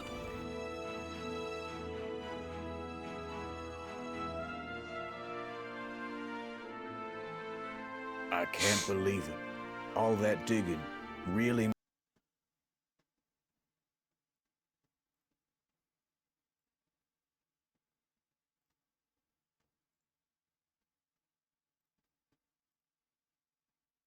Okay. And... must have made a difference. I just... Yeah. Oh. Good. Everybody hated that crab. We did it, Gene. We did it. And what's gonna happen to the team? Captain, who are you talking to? Gene. Captain, there's no Gene on board. Wait a minute. Gene Weaver? Ever give him? No. It's impossible. Gene, wait. Thank you. I'll always remember you, Cantherville. And so the canal was clear once again, and chop chop. Chop chop. You still got work to do. By 8 p.m., the workday had not finished for the Suez Canal Authority.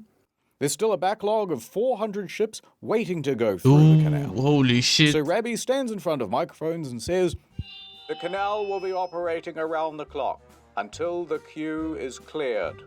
And within a few days, it returned to normal. Finally. It was a big accomplishment. Many industry experts thought it would take several months to free the And I talked in the beginning that they really died. Within a mere week. What the hell? Prepare the sarcophagus for the doubters. Oh. Even Egypt's president came out and said, "Good job, everybody." Abdel Fattah el-Sisi. Pizza Sisi? And the Suez Canal Authority held a ceremony in honor of the workers who helped to free the ship. And they also made this monument, which you can see on Google Maps. And now the... But the story doesn't end here. Yeah, the continuation. A quick note on the helmsman's penis. Now you, me, and everyone in the press saw that VDR data. Fragwürdigen Penismanöver genutzt. But despite how realistic and to scale it was not deliberate. Yes, sheer coincidence. If you watch the VDR data, he really is just dodging the ships, and that's the shape that the path took. So he didn't get in any trouble. What the hell? The end. Oh, all right. I suppose one more smaller detail. Now that the Ever Given is free, what's going to happen to it? And what's going to happen to the crew? Yeah, something gonna happen to them. The Ever Given was tugged over to Great Bitter Lake, where they determined that the ship was seaworthy and not in any urgent need of repair. But it's also going to be impounded. Ooh. Oh no. Hey, there's, like, police boats outside. Why? What did you do? This ship and its crew is now subject to the indefinite detention by the authority of the Egyptian government. Until you pay us, the Ever Given may not leave, says the Suez Canal Authority. Yes, we will be holding on to the Ever Given. It's our view that there was no wrongdoing on the part of the Suez Canal Authority, or its two pilots, and it was all the crew of the Ever Given, so their ship will be held until the parent company agrees to rightfully pay us for all of the costs incurred. Ruh-roh. Now here's where things get very complicated, and there is a lot of legal mumbo-jumbo. But the crux is this. The Suez Canal Authority says, "Dear Ever Given owners, you owe us $900 million. What the fuck? And Shoei Kisen Kaisha says, "No way. How many yen is that? No way." So by April 13th, some of the crew is allowed to leave, but a lot of them have to stay. And there's a certain nervousness in the air. Large legal battles can go on for a while, and there was already and a they have bad to stay on example of this just a few dozen kilometers away. They have to stay on the... MV Aman. What the hell? They have to stay on the ship? The MV Aman is a much smaller vessel, and it has been abandoned for years, detained by the Egyptian government in 2017 for expired safety equipment. So the people probably they were told got to away. replace the equipment and pay a fine.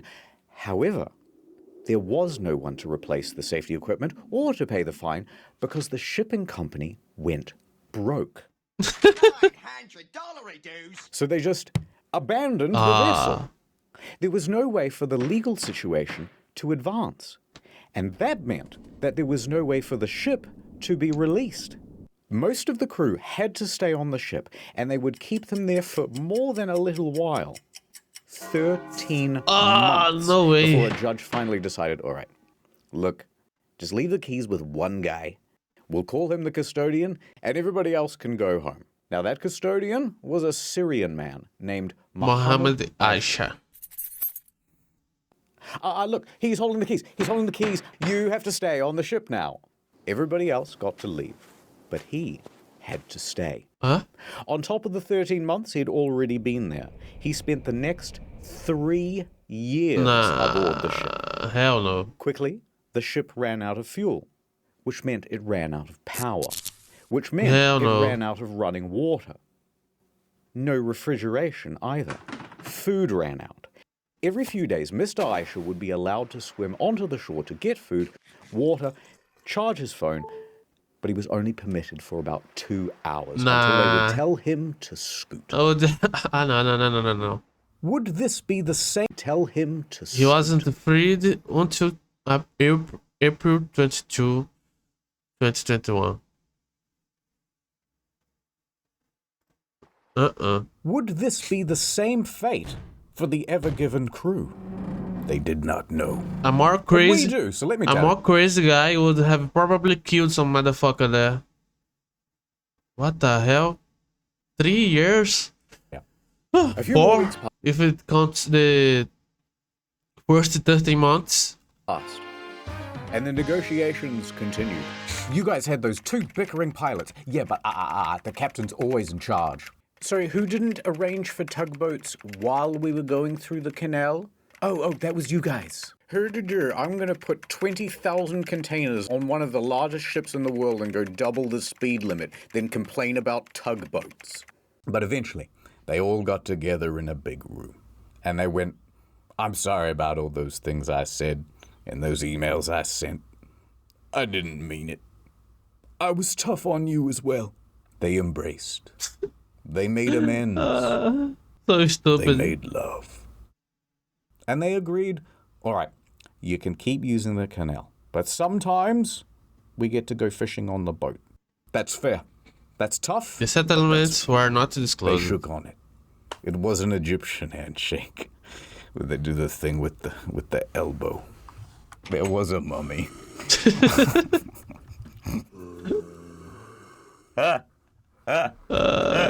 This story sucks. By September, the crew was allowed to return home. They only got MV Aman a little bit. And that guy on the MV Aman, he got to go home too. Nice. Why not? Get out of here, you scamp. The Ever Given made its delivery to Rotterdam. Port of They Rotterdam. did it. All the cargo is here. Although, it wouldn't hurt to check. 1, 2, 3, 4, 5, 6, 7, 8, 9, 10, 11. Canterville continued his career in shipping. It wasn't the end. Maybe just one more for the road. It's a great time to be a cargo ship captain. I can tell you that much. Al Said returned the Lunexicon back to the Sphinx. Thank you, old friend. And the Ever Given had some minor repairs done to the bow over in Qingdao Port in China. And then she was ready to set sail again. The Ever Given was released back into the wild. It sailed into the sunset. Ever since then, global trade has improved. Prices have gone down. The economy flourished once again. Don't know about that. Food returned to the supermarkets. Mothers clutched their babes. A litter of puppies.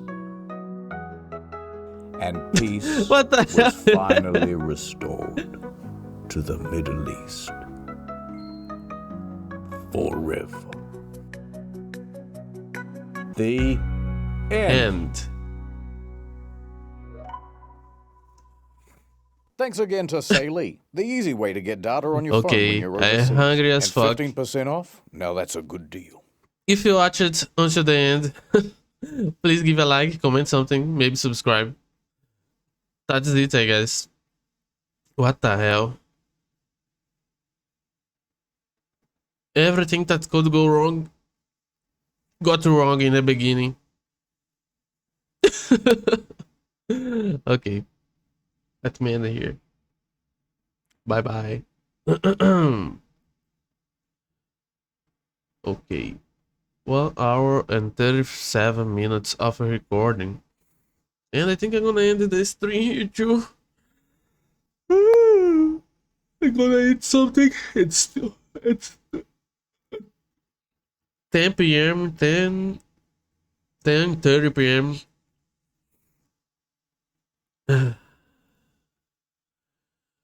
1 hour and 50 minutes. It was like you're watching a fucking movie. Okay. Let me name the video. Ever given, ever taken away.